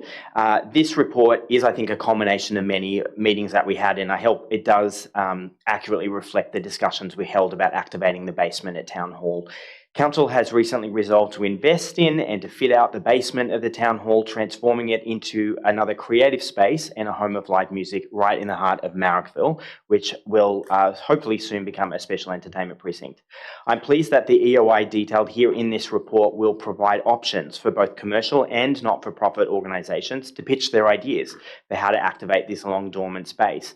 And I do note that in our general procurement framework, we do provide additional support for not-for-profits to participate on an even playing field. My further amendment is pretty simple. It just speaks to the long-stated ambition of the project, which was to facilitate multicultural and intercultural performance by stipulating that tenderers with a particular focus on these areas might be given an additional weighting or focus in the tender process. I've left that language deliberately vague. Marrickville is one of the most multicultural communities in the country, and it's right that our town hall continue to provide a stage for an expression of our many cultures. I again thank the staff for their ongoing work on this project and look forward to further information as the EOI process evolves. Thanks very much for that, Councillor Howard. Is there a seconder for that motion? Seconded by Councillor Barlow. Do you wish to speak to it? That's waived. If there's no debate, I'll put that. All those in favour? Against? Declare that carried unanimously. Post-exhibition proposal for off-leash area in Steel Park. Councillor Barlow. I'd like to move an amend to the motion that I've already provided to council staff. Okay. Please do. Thank you. So my amend picks up on comments that were made in the public forum today and just reflects that as this recommendation is a significant departure from the original request, it should go out for more consultation. I understand that the original petition proposing this dog park specifically didn't request fencing because it would be such a change to the character of the park, and they were seeking just to formalise use of the park that's already going on for some time. And we've heard from a number of residents tonight that highlighted that and also emphasised that they're really willing to continue to share this green space with other users. I'm not unsympathetic to the concerns that were raised during the consultation, and I acknowledge the ongoing challenges to staff in maintaining the turf that we have in the inner west. But I want to highlight that most of the people using this off-leash area currently are responsible owners, even picking up poo from the dogs that aren't theirs where there are irresponsible owners. So maybe we just need to provide some dog poo bags rather than relocating and fencing off an area entirely. Green space is really hard to come by in the inner west, and we need to start sharing it, not further divvying up areas for exclusive use. As this new proposal would significantly alter the character of Steel Park, and it is quite different to the original proposal, although it may well be that the recommendation gets the balance right, I just think it's only fair that we go back out for consultation on this proposal. It's simply not what was. Mayor? Yes. I support that fully, so thank you, Councillor Barlow. Can I just offer one small amendment which might just help us to give a full suite of options to the community. You can. Yep. So I'm just suggesting that we amend the first amendment to say that council undertake community engagement on options for the introduction of a new off-leash dog park. That just means that we can actually get a full picture of what people are looking for. That's super reasonable. Happy to incorporate. Okay, that's agreed. Is there any further discussion of the motion? If not, I'll put that. All those in favour? Against? Declare that carried unanimously. Item 11. Chair. Yes. I've seconded it. Yeah. No, Matt Yeah, had thank indicated that he would second it. That's been carried unanimously. Item 11, draft compliance and enforcement policy. Yes, Mayor. Yes, Sorry. Councillor Howard. I'll move that with an amendment, please. So I just moved the officer's recommendations on this, noting that it's going out for public exhibition. And again, as always, I thank the staff for providing this report and doing this work. Mine is really basic amendment here. I'm just asking that council provide councillors with a tabulated breakdown of the proposed changes to the existing policy, and that be provided by way of councillor briefing note within 7 days of this resolution, but that it also be published and made publicly available on the council website. We usually do get that side-by-side comparison of what has changed in a policy, and I think that would help inform both the public's submissions and our deliberating when it comes back from exhibition. That seems fair. Is there a seconder for the motion? Seconded by Councillor Atkins. Do you wish to speak to it? Yeah, I have some amendments which have been provided. Please proceed. It's great to get this out to the community. We all see issues raised about why council is or is not enforcing compliance with legislation and other rules and requirements. I think it's important to focus particularly on the community's understanding of why council makes the decisions it makes, and where the person might have a different view of what that outcome should be. It's especially important to ensure they're given the reasons for decisions which are different to what they think should be done. The policy does refer to that, but I think that the spot where I've suggested that it be clearly added is an appropriate spot, because it's dealing with where council decides that there should be no enforcement action. Where a decision is being considered to take no action on the basis that the cost of taking action would be unreasonable, it's also fair that the community know what matters will be taken into account in making that decision. So that's the underlying reasons for my amendments. The third amendment is just being the third amendment is just being a bit black and white. Thank you. Mayor, if I absolutely incorporate point 1A, can I just ask about the other two? If I can just get an officer's view of whether they are acceptable to council officers, and whether they might actually serve to. My only concern is, does point B limit the limit to the exclusion of all other reasons why a council officer might determine not to proceed with an investigation? Okay, I'll put that question to the officers. Through you, Chair, having regard to the suggested amendments, they're taken as suggestions that should be incorporated in the event that we're writing back to a member of the community advising why we should not proceed with an investigation, and I don't think it limits us to including other reasons where they might exist. Okay, thank you. I can incorporate all those. Okay, so they're incorporated into the primary motion. Is there any further amendment to the primary motion? If not, I'll go to Councillor Howard for a right of reply. Waived, thank you. That's waived. I'll put the motion. All those in favour? All those against? That's been carried unanimously. Item 14, open space opportunities along rail corridors. Chair. Yes. Councillor Macri. Thank you. I'd like to move an amendment to the recommendation. Have it there. The council investigate more detailed engineering options, costs and funding arrangements for this potential project. And I'd like to thank the staff for their report. I know they have a lot of things on their plate at the moment with the LEP, and to find time to do this, I accept that it doesn't seem like a priority, but I'll just take the words of Councillor Scott that we can't create enough open space. So I think it is very important that we actually investigate this a little bit more and look at our engineering options. The speaker, Mr. Corkery, spoke very well about the actual cost of the actual structure, and it's a little bit different than what we have back from the staff and the associated costs with that.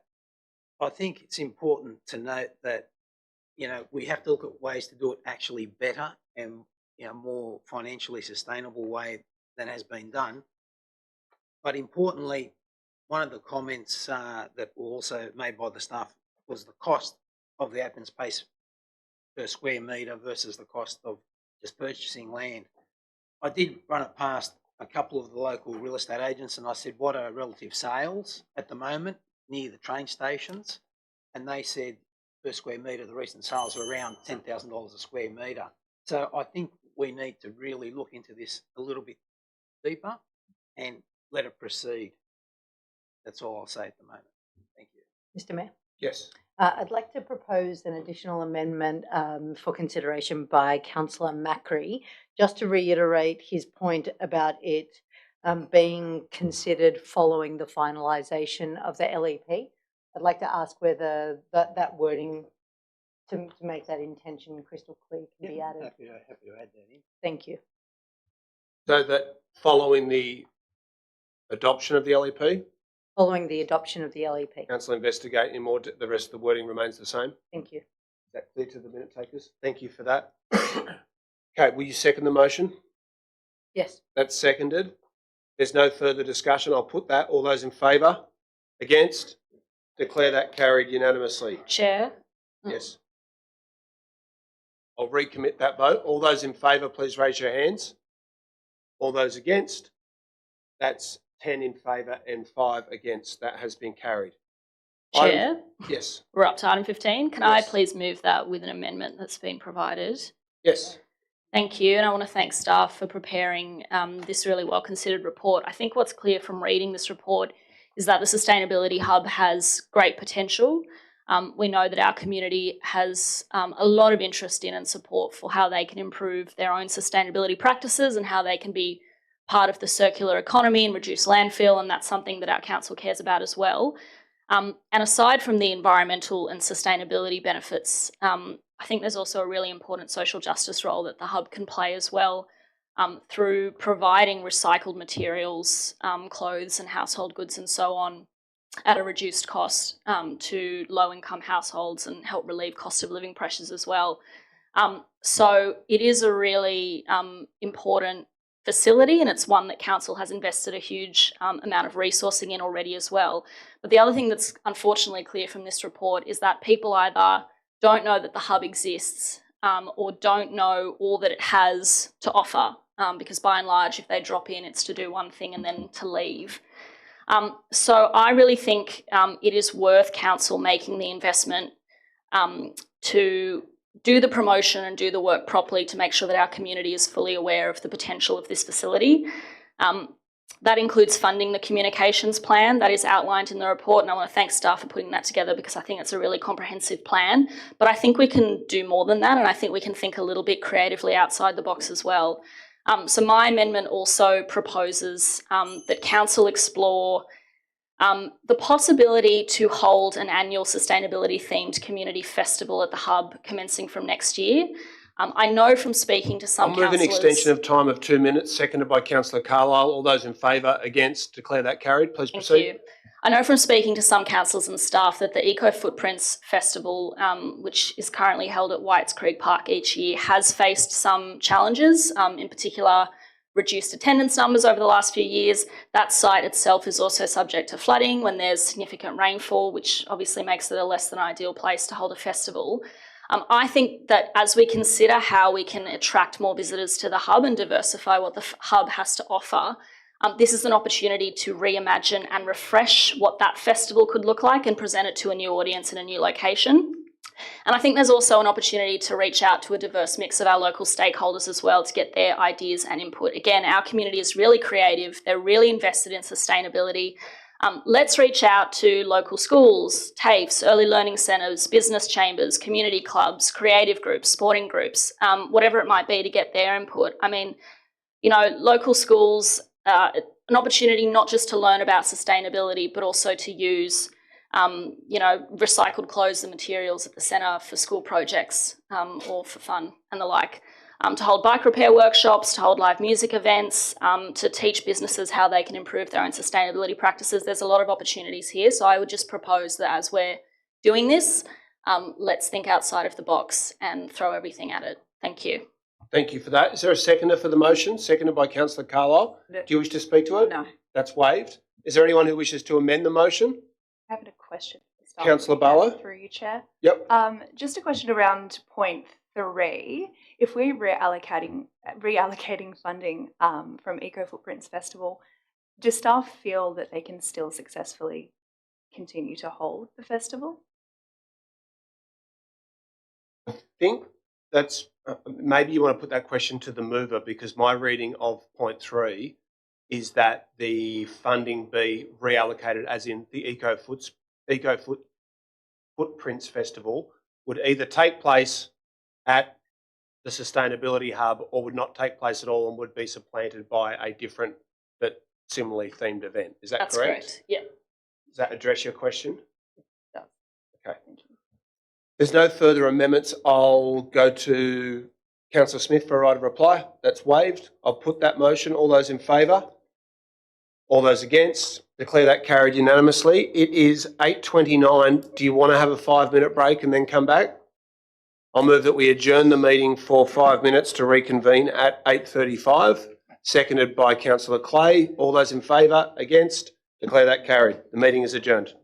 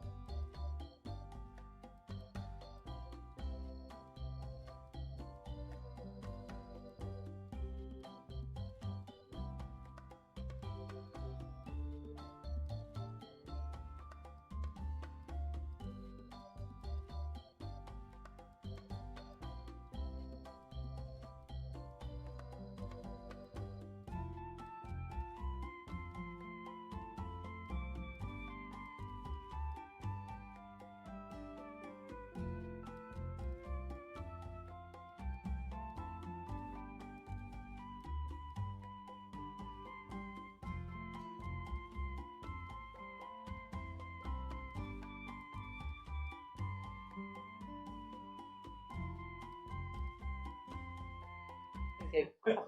No worries.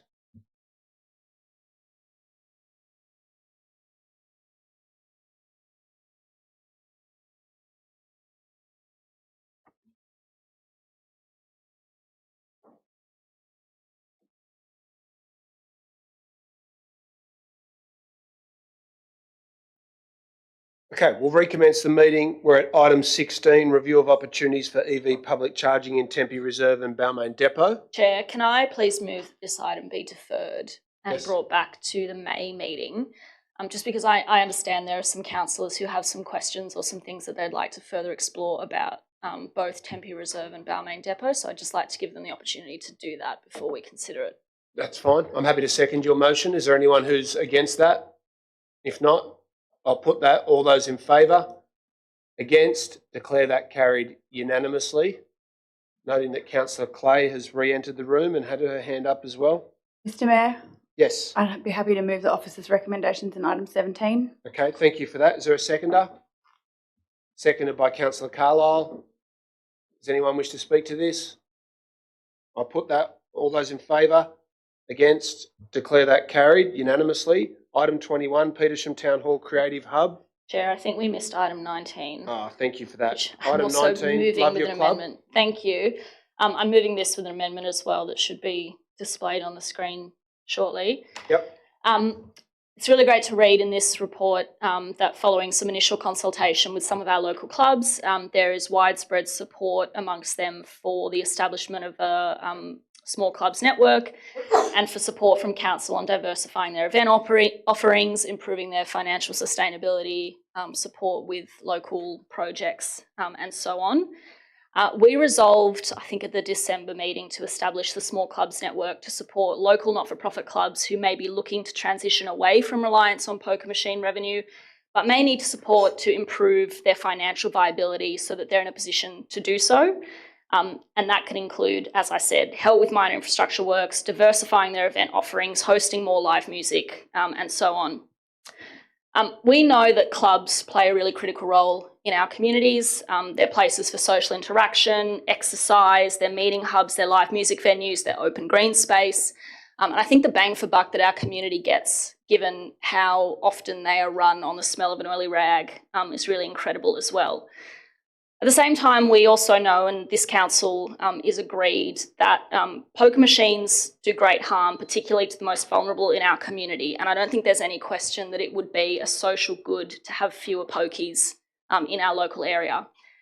But we know that many of our local clubs, as I said, they're run on the smell of an oily rag. And if we were to have all their poker machines ripped out tomorrow, many of these clubs would be in a really precarious financial position, if not completely financially unviable. Council's role is not to dictate financial decisions to these local clubs. It's not to lecture local clubs on the ethics of poker machines or say to clubs, many of whom are run by really decent, hardworking local people, that they only deserve the support of their council if they ditch the poker machines. What we can do and what we should do is work collaboratively with our local clubs to support them to be in a position where they can make that transition in a sustainable way. I believe that's what the community would want and expect, and I'd ask for just 1 minute of extra time. Move an extension of time, seconded by Councillor D'Arienzo, of 1 minute. All those in favour? Against? Declare that carried unanimously. Thank you. I believe that's what the community would want, and that is very much the intent behind this program and the network and my amendment as well. So all I'm seeking to do with this amendment is just to give a bit of flesh to the bones of the network. Now that we've established it, now that we know that there's definitely interest in our target audience, let's put some money behind it, particularly the small grants program, to support clubs with those minor infrastructure projects who have either signed the pledge to or already transitioned away from reliance on poker machine revenue. And I'm confident, having spoken with the relevant director, that there is scope in the budget to do that.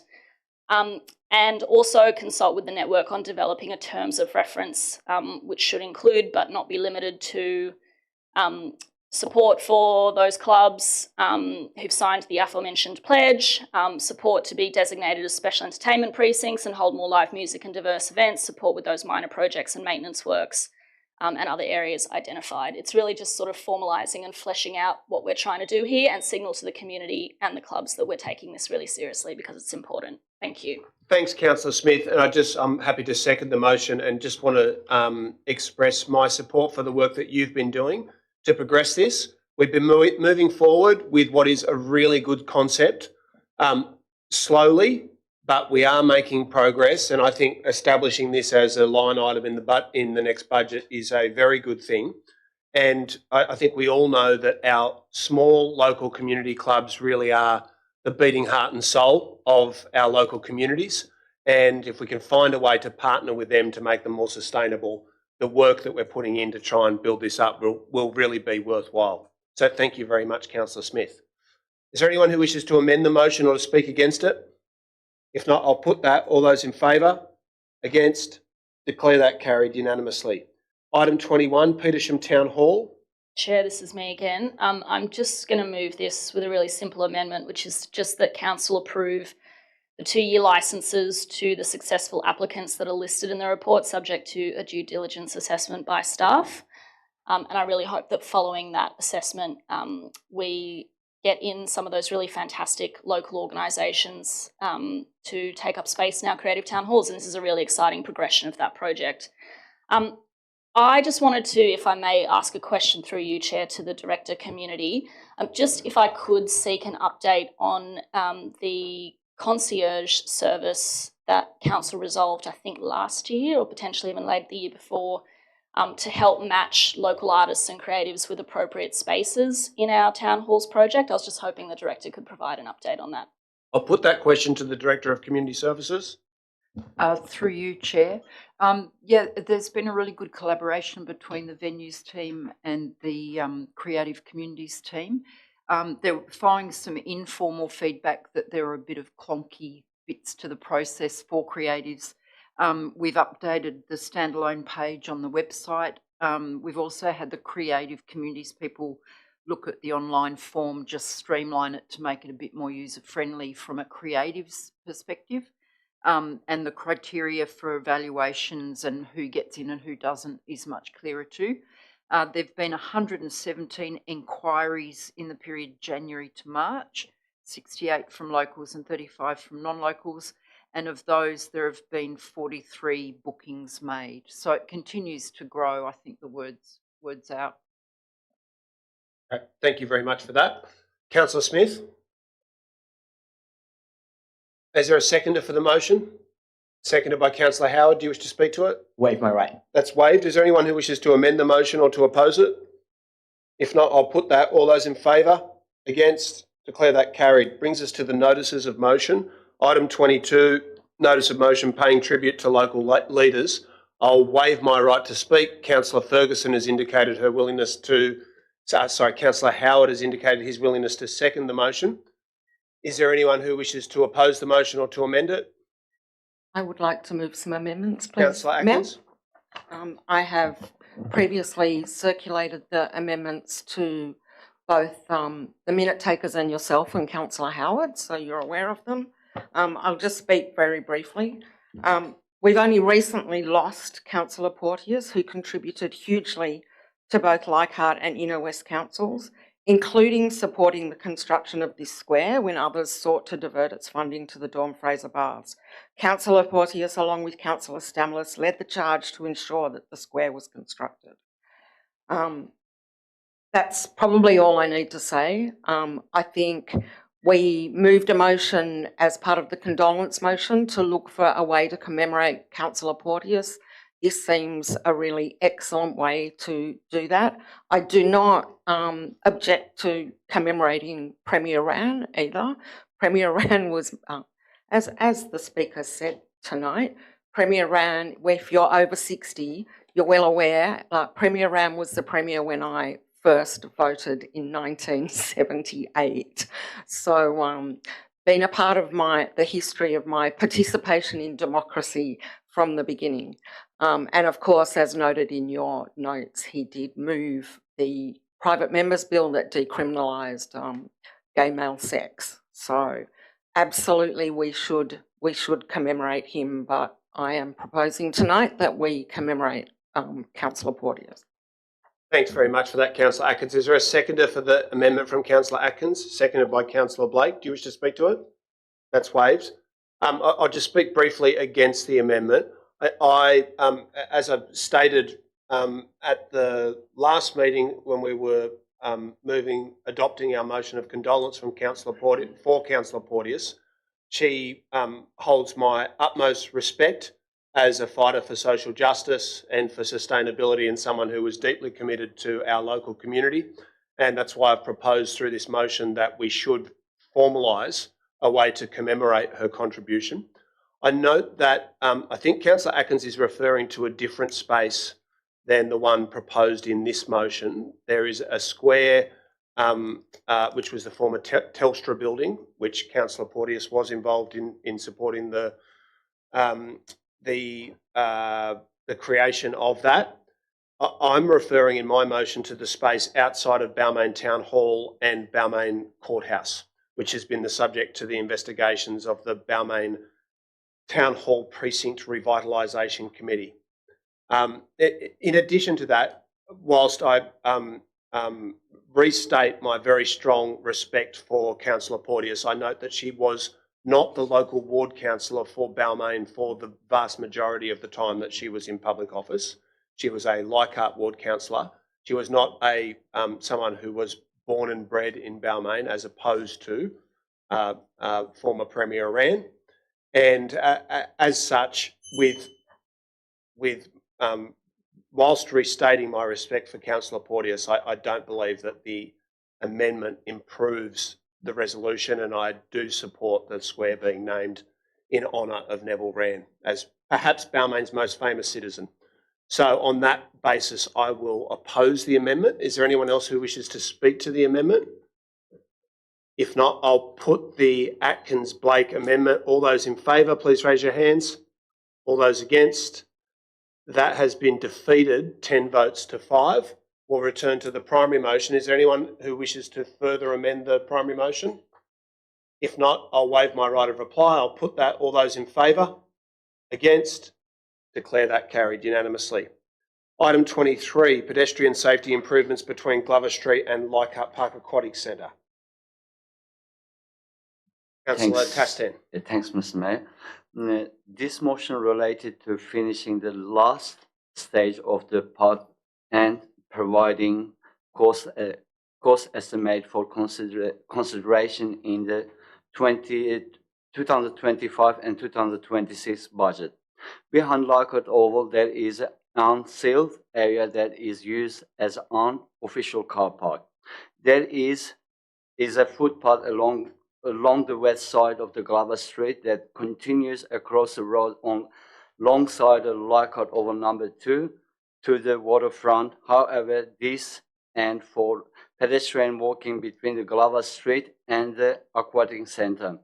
For pedestrian walking between the Aquatic Centre and Glover Street, there is no footpath from the corner where the unsealed car park is located. Thanks very much, Councillor Tastan. Is there a second? Oh, sorry. Sorry. Pedestrians are forced to walk along the road in both directions to either access to Aquatic Centre or the footpath on Glover Street, with the vehicles travelling in both directions and reversing from the unofficial car park. On weekends particularly, this poses a safety issue due to high traffic as a result of the Aquatic Centre spot on Leichhardt number 2, Glover Street playing fields and rolling club. Thanks very much, Councillor Tastan. Is there a seconder for that motion? Seconded by Councillor Antonou. Do you wish to speak to it? That's waived. Is there anyone who wishes to amend the motion or to speak against it? Councillor Scott. Thank you, Mr. Mayor. I'm going to speak briefly against this motion. I appreciate Councillor Tastan's intention. I too brought a motion about informal pathways existing in the Leichhardt Oval precinct in the previous term of council, and your predecessor, Councillor Shetty, now the member for Balmain, made it very difficult for that motion to get through without a significant extensive investigation and consultation process, such that work is still not done. and the NRL season has now commenced. And when the West Tigers play their first home game at Leichhardt Oval in a few weeks' time, if it's rained, there are going to be people who are slipping and sliding down the hill from Mary Street to the skate park, once again, as they were last year. And the reason is because Greens councillors made it very difficult for us to make improvements in the Leichhardt Oval precinct.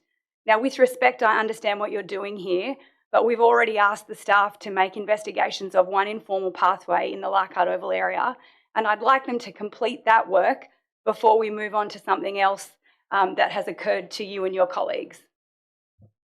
Thanks for that, Councillor Scott. Is there anyone else who wishes to either speak against the motion or to amend it? If not, I'll go to Councillor Tastan for a right of reply. Yeah, I'm happy to. Yeah, what? Okay, I'll put the motion. All those in favour, please raise your hands. Is Councillor Rossetti there? No. Sorry, you're all wearing black and the seats are black, so you're blending into one. All those in favour, that is 6 in favour. All those against, that is 8 against. That has been defeated. Item 24, improving traffic safety, Mayoral Street, Ashfield. Yes, Mayor, I Mayoral would like to move an amended version, which I sent through earlier today, that also appropriately reflects the hard work of fellow Councillor Joe Carlisle. Great minds do think alike, and thank you for your collaboration on this one. I won't speak too much to it because the complexities of Mayoral Street in Ashfield are not unknown to the Inner West Council. This stretch of road has been an issue flagged by residents going back from what I can see 2015, but I would not be surprised if longer. It's a key drop-off and pick-up site for the school and early education centre. It's also used by residents living in the adjacent apartments, with concurrent construction highlighting how this section will only get busier. Rightfully so, community members, in particular the PNC, are quite concerned and have been incredibly vocal on this issue, and I want to thank them especially for their ongoing and tireless advocacy on the matter. I've received dozens of emails, comments, direct messages from people all saying the same thing, that the street is incredibly difficult to navigate in all its current uses. So I do note that the council have previously sought to address these issues by changes in traffic flow and parking management in 2022, and I commend the staff's work on that. However, it does seem that issues are persisting, so it's time we take things up a notch. I won't go into the details of the motion as it is on the screen, but the central piece is a comprehensive traffic study of the area so we can get a full understanding of how we may address the current problems. And keenly, I want to point out the community consultation piece as a vital part of this work. Getting the first-hand experience of what's actually happening on the ground is going to let us come up with the best solution possible. And frankly, I'm excited to transform the road into a much safer and hopefully better-looking site. Thank you very much, Councillor Antonou. Can I assume that Councillor D'Arienzo is the seconder of, Councillor Carlisle is the seconder of this motion, that they'll be combined? Yes, you can well assume that. You wish to speak to it as well? Just briefly? Yep. So yes, just in seconding this motion, noting that the amended motion incorporates my very similar motion at number 26, and I'm happy to second. As Isabella said, despite the measures implemented in 22, parents from Ashfield Public School continue to report significant safety concerns during school drop-off and pick-up times. The congestion issues, particularly related to vehicles waiting to turn right onto Liverpool Road, appear to persist. The school community has raised ongoing concerns about the safety of children navigating this congested street during peak times. A comprehensive traffic study is needed to better understand the current traffic patterns and identify more effective solutions to improve safety for all road users, particularly school children. The motion seeks to assess the implementation and effectiveness of previously approved measures, implement an immediate increase in surveillance, and to develop more comprehensive solutions based on the detailed traffic study. Thanks very much, Councillor Carlisle. I'll put that motion. All those in favour? Against? Declare that carried unanimously. I'll note that Councillor Carlisle is withdrawing item 26. So we'll go to item 25, Notice of Motion Community Engagement Process for Public Domain Impacts. Councillor Tastan. Thanks, Mr. Chair. I do not think it is unreasonable for residents to expect a clear, considered and transparent process when engaging with council on issues that impact their day-to-day lives. I want to give two examples. The first is College Street, and second is a Percy Street in Roselle. I won't waste your time going into the details of each of these. All I will say is that what started as a positive experience, a resident is grateful that Mayor had taken the time to meet with them and hear their concerns. Become a negative experience due to the lack of communication from council regarding outcomes and action at a time frame when this will occur and regular updates. In both examples, the team at the council had been working hard in the background to address this issue. However, due to lack of communication or update, residents believed was that nothing was happening. This would have been solved with a clear process around how outcome and action are communicated to residents. Thanks very much, Councillor Tastan. Is there a seconder for the motion? Seconded by Councillor Atkins. Do you wish to speak to it? Just briefly to reiterate what Councillor Tastan is saying, Council regularly holds public meetings with the community and they are welcome and they are appropriate, but there are times when the community feels that they don't get regular updates on what has happened as a result of those meetings. Councillor Tastan is simply asking that there be a clear process for that to happen. Thank you. Thank you very much for that. Is there anyone who wishes to amend the motion or to speak against it? Councillor Clay. Sorry, I have a foreshadowed motion. Please proceed. Okay, in response to Councillor Tastan's motion, Inner West Council has a wide range of community engagement opportunities and processes in place for the estimated 190,000 plus residents in our LGA, which allows the council officers to communicate and respond to the community needs and maintain regular updates. These communications are either directly to community members and or on the council's website, and the level of information available is substantial and multifaceted.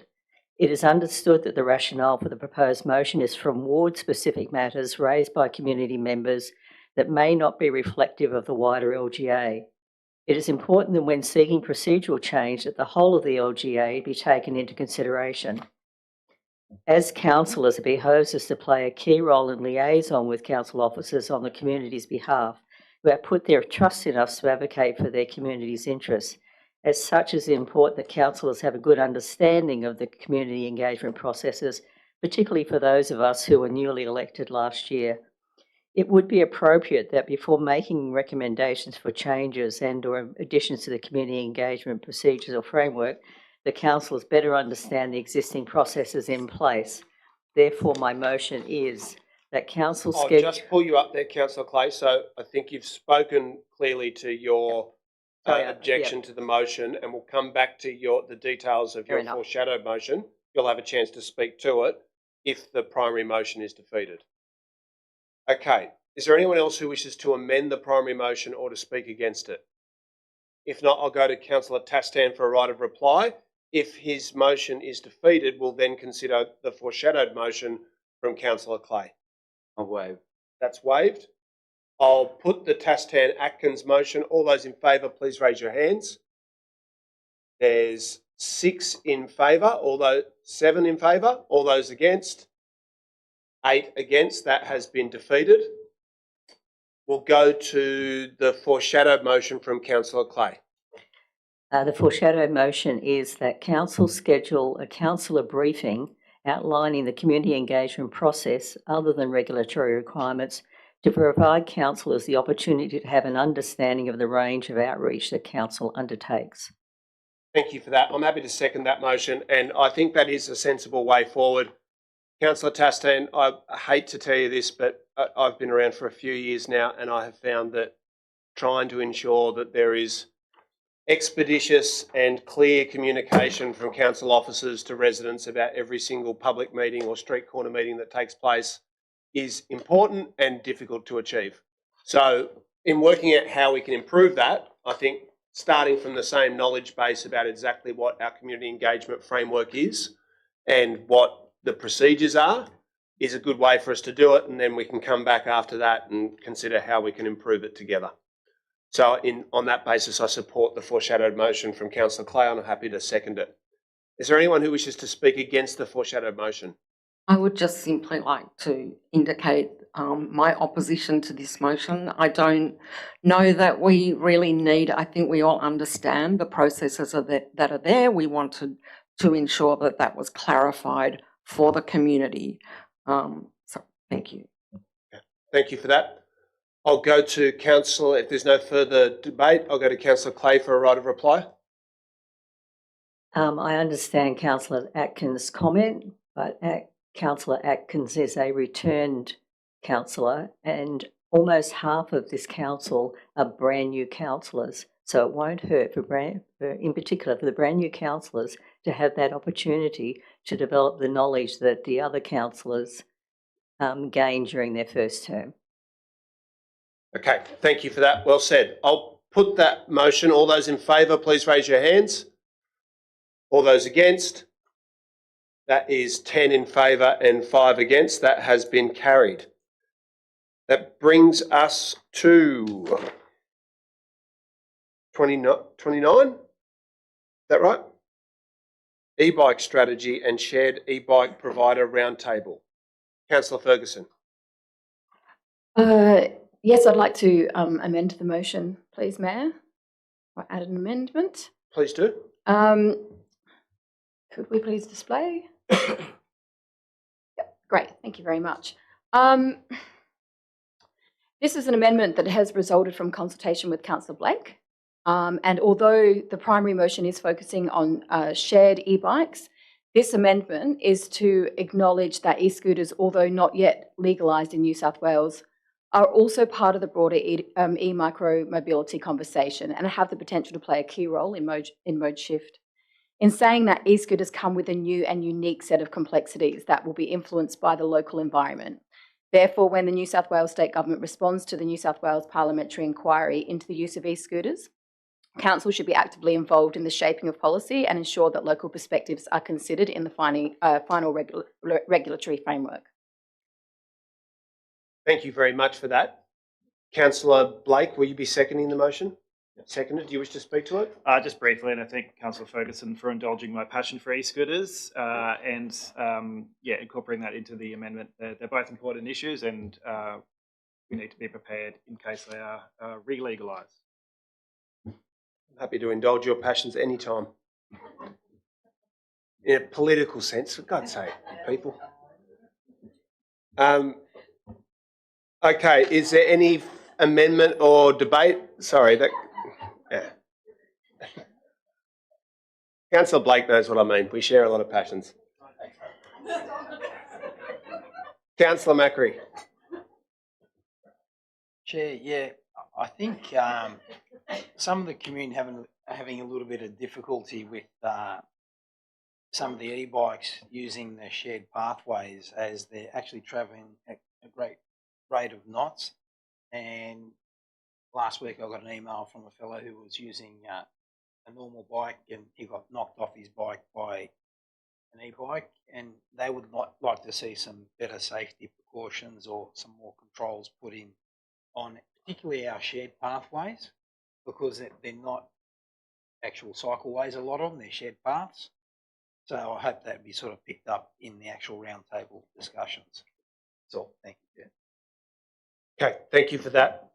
I'll put the Ferguson-Blake motion. All those in favour, please raise your hands. All those against, declare that carried unanimously.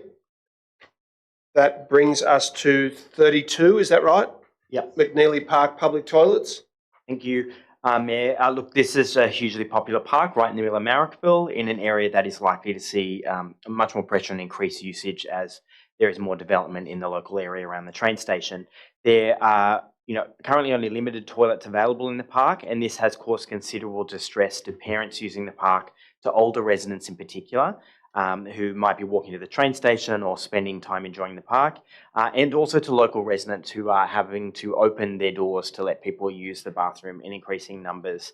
So look, I'm really proud to be championing a toilet upgrade at this location. It's long overdue, and I'm really looking forward to getting more information and to this council getting it done.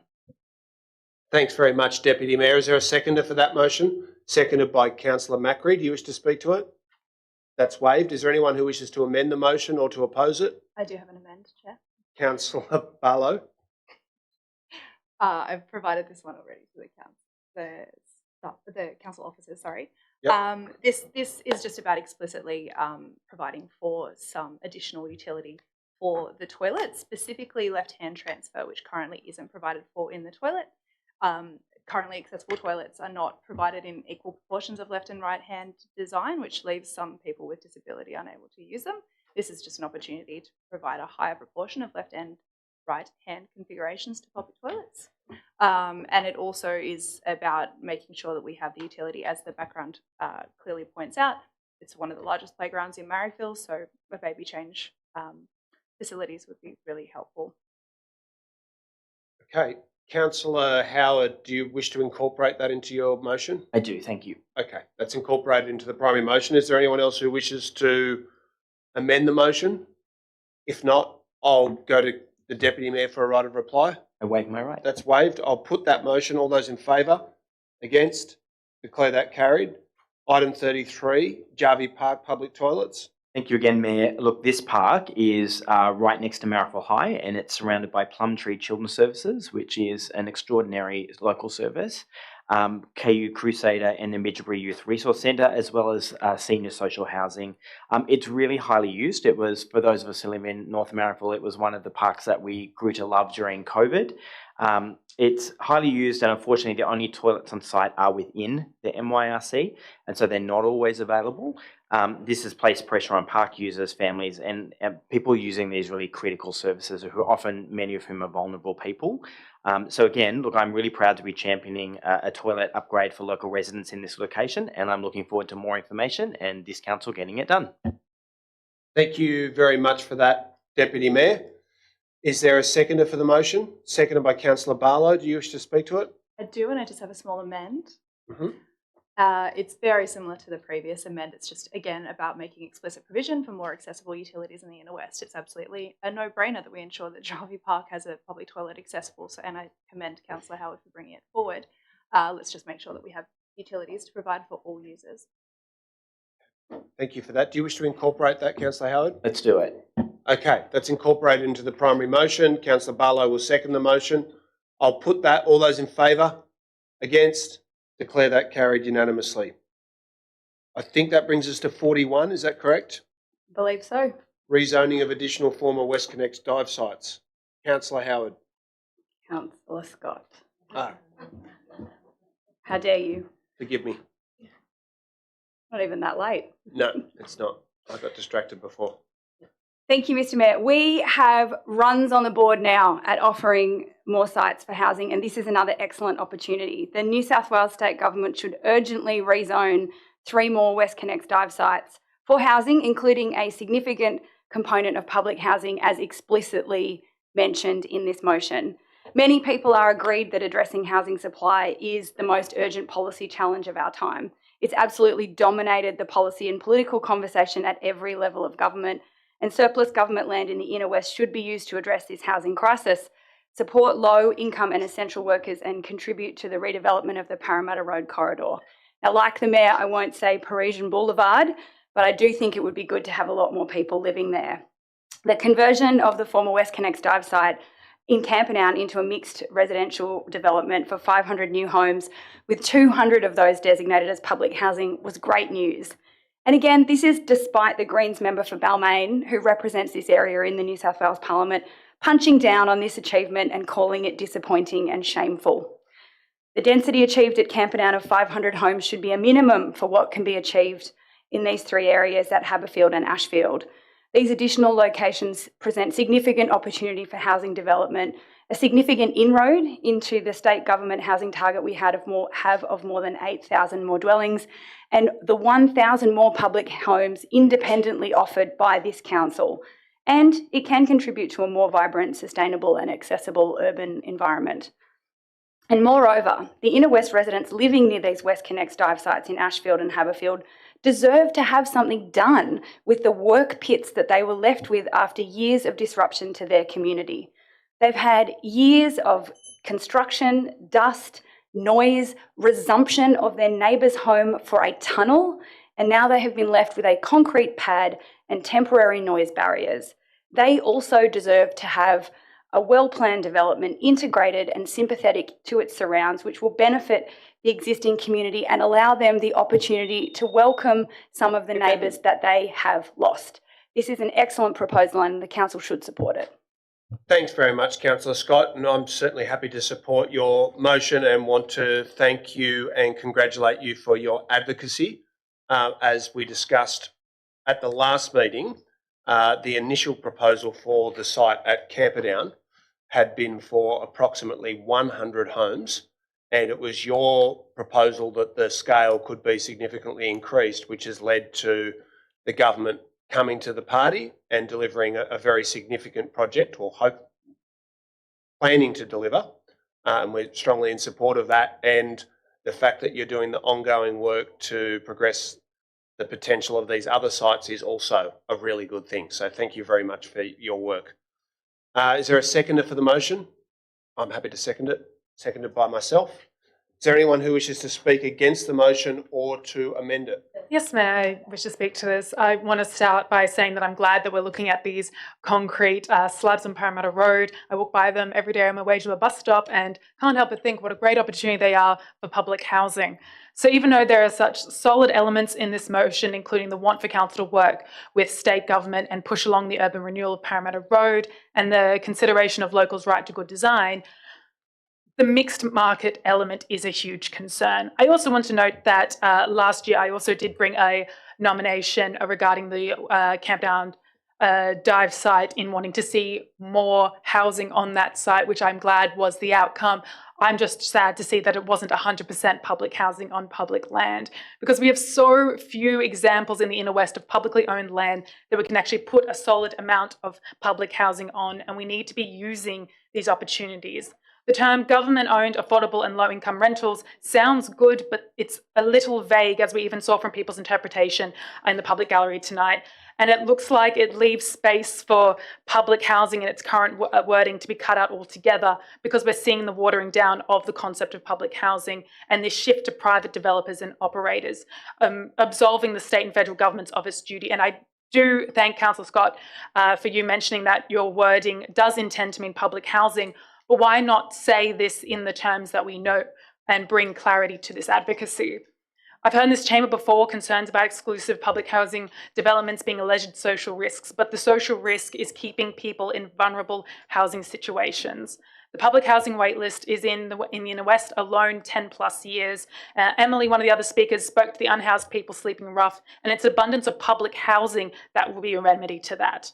Ideally, I'd love to see us employ the London model, where affordable and essential worker housing is also managed by government, actually your council. And every time we kowtow to what may seem to be the easy way out, so pushing these solutions to the private market, we're painting ourselves into a corner. We need to look for an extension of time. 2 minutes. We often do. Sorry, that was my motion. I didn't get 2 extra minutes. No. Okay. Moved by Councillor Atkins, seconded by Councillor Tastan. All those in favour, against, declare that carried. Please proceed. Yeah. And every time we kowtow to what may seem the easy way out to push into the private market, we're painting ourselves into a corner. We need to take the lead here in New South Wales and show that we can do amazing planning that doesn't cannibalise public assets. We're actually robbing ourselves of opportunities for public housing. We have an opportunity to do this right, and this is an advocacy piece first and foremost. So we should be advocating for the ultimate ideal and not cutting ourselves off at the knees and begging for crumbs. We need to be pushing the New South Wales State Government 100% public homes and public land, not just waving through their agenda. Otherwise, what's the point of us?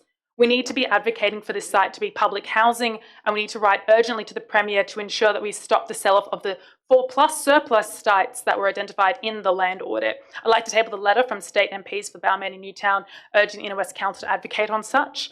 What is shameful is handing over public amenity to private developers. I propose the following amendments because if we're going to do advocacy, we need to be doing it on behalf of our most vulnerable residents, not developers and private operators. As you can see, it is a change to point 3 just to make it explicit as well that the public housing on this site will be clearing the social housing wait list, and of course noting point 6 that while we're writing to the New South Wales government, we also speak to the sites that look to be sold off, even though that they were identified in the New South Wales land audit. Mr Mayor. I'm going to rule that that is a foreshadowed motion, not an amendment. It is substantively different to the primary motion.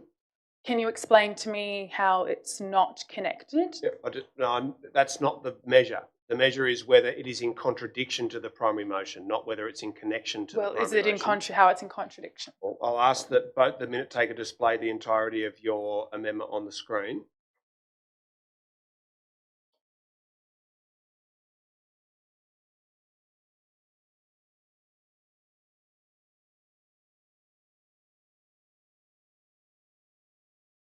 How does point 1 differ from point 1 of the primary motion? It doesn't. It's only point 3, the change. I'm not responsible for the wording of your motions. Like the amendment should.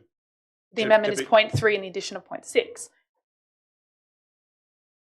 Can I just get you to explain that again? Because a large amount of what you've got displayed on the screen is the primary motion. Exactly. My amendment is the change to point 3. As you can see, the original wording crossed out. Hold on. No, I can't see that. It's being moved around. Well, this here is the exact. Well, this is the amendment. I'll just call the meeting to order with great respect. So that the motion says that council write to the Premier, relevant ministers, Landcom, advocating for these sites to be rezoned, etc. That is the original motion, yes? Yep. And you're proposing alternatively that council writes to the Premier, relevant ministers and Landcom advocating for the purchase of these sites by Homes New South Wales. Yes. Is that correct? Yes. Substantively different to the primary motion. It's not the same motion, it's a different proposal. So that's one example. But what are the others? There's the You've addition of introduced point a new 6. issue about council urgently writing to the Premier in regards to the sale of lands at 6 Lilyfield Road, 8 Lilyfield Road, 10 Lilyfield Road and 1 to 9 Cardigan Street, Stanmore. My understanding is each of those, the Lilyfield Road properties, which I'm familiar with, they're properties that were purchased by Transport for New South Wales at the time of the construction of the dive site at Roselle Interchange, because the amenity impacts on the privately owned homes there were going to be too significant to be managed. And now the government is proposing to sell, which was the plan all along, to sell those sites. I don't believe that bears any direct relationship to the primary motion from Councillor Scott. And in proposing that, along with the other amendment, this is a substantively different motion to the one that's proposed by Councillor Scott.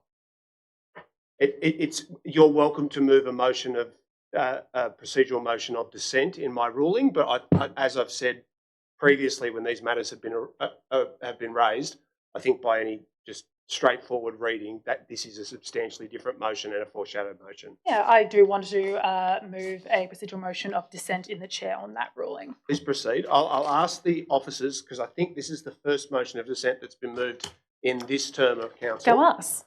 Yep. Well, Rochelle Porteous would think that you should have moved a few before now. I'm going to ask for the officers to outline, because not every councillor will be aware about how this motion is to be dealt with, just to outline what the Code of Meeting Practice says about that. Through you, Chair. Councillor Anthony, you would move a motion of dissent to the Chair's ruling. If it's seconded, then it would be voted on like any other motion. Okay, that's seconded by Councillor Blake. I'll put the motion of dissent. All those in favour, please raise your hands. All those against? That has been defeated. I'll just ask for the officers to advise the councillors on what the procedure is now. Through you, Chair. The procedure now is for the meeting to carry on as though the motion of dissent from the Chair's ruling is not sought. So the Chair's ruling is upheld. Okay. So I've ruled that this is a foreshadowed motion that's been upheld through the motion of dissent. So if the primary motion is defeated, we can come back to the foreshadowed motion proposed by Councillor Antonou, who has spoken to the primary motion. Is there anyone else who wishes to speak to the primary motion or to amend the primary motion? If not, I'll go to Councillor Scott for a right of reply. Hold on, I think Councillor Atkins did. Yeah, I would just like to briefly speak against the motion, very briefly, on the basis that while from what Councillor Scott says, it is intended to include some public housing, there was an election promise by the current Minister for Housing that public land would include public housing, and it is not clear from this motion that this housing would help to clear the list of public, the current existing list of people waiting for public housing. Thank you. Okay.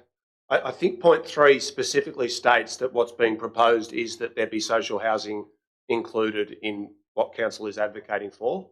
I don't think that's very ambiguous, but I'll take your point. Is there anyone who wishes to amend the motion or to speak against it? If not, I'll go to Councillor Scott for a right of reply. Thank you, Chair. Look, I have no interest in entertaining word games, diversions, distractions when we have a job to do. I could not have been clearer, and I'll explain for the third time that government-owned housing is public housing. This is not an ambiguous concept, and to continue to raise these spurious arguments as cover for voting against more housing has been Green's MO for as long as I've been on this council. You know, I put up with it from Councillor Shetty. Now she's the member for Balmain. She's doing the same thing, teaming up with the member for Newtown to find a way to weasel out of voting for more housing. If you really believe that we need more housing, then I want you to put your hand up and say that we should vote for significant amounts of new housing. I'm asking for you to vote for it on Parramatta Road. If you can't do it there, then honestly, where can you? I really don't think your hearts are in it. I've defended the Greens on this council in public before, but you're running out of chances. So here you go, here's your chance. Thanks for that, Councillor Scott. I'll put the motion. All those in favour, please raise your hands. All those against? That has 10 in favour and 5 against. That has been carried. That concludes the business of the open council meeting. We'll now need to go into confidential session to deal with items 43, 45 and 46. The Deputy Mayor will move that way, that we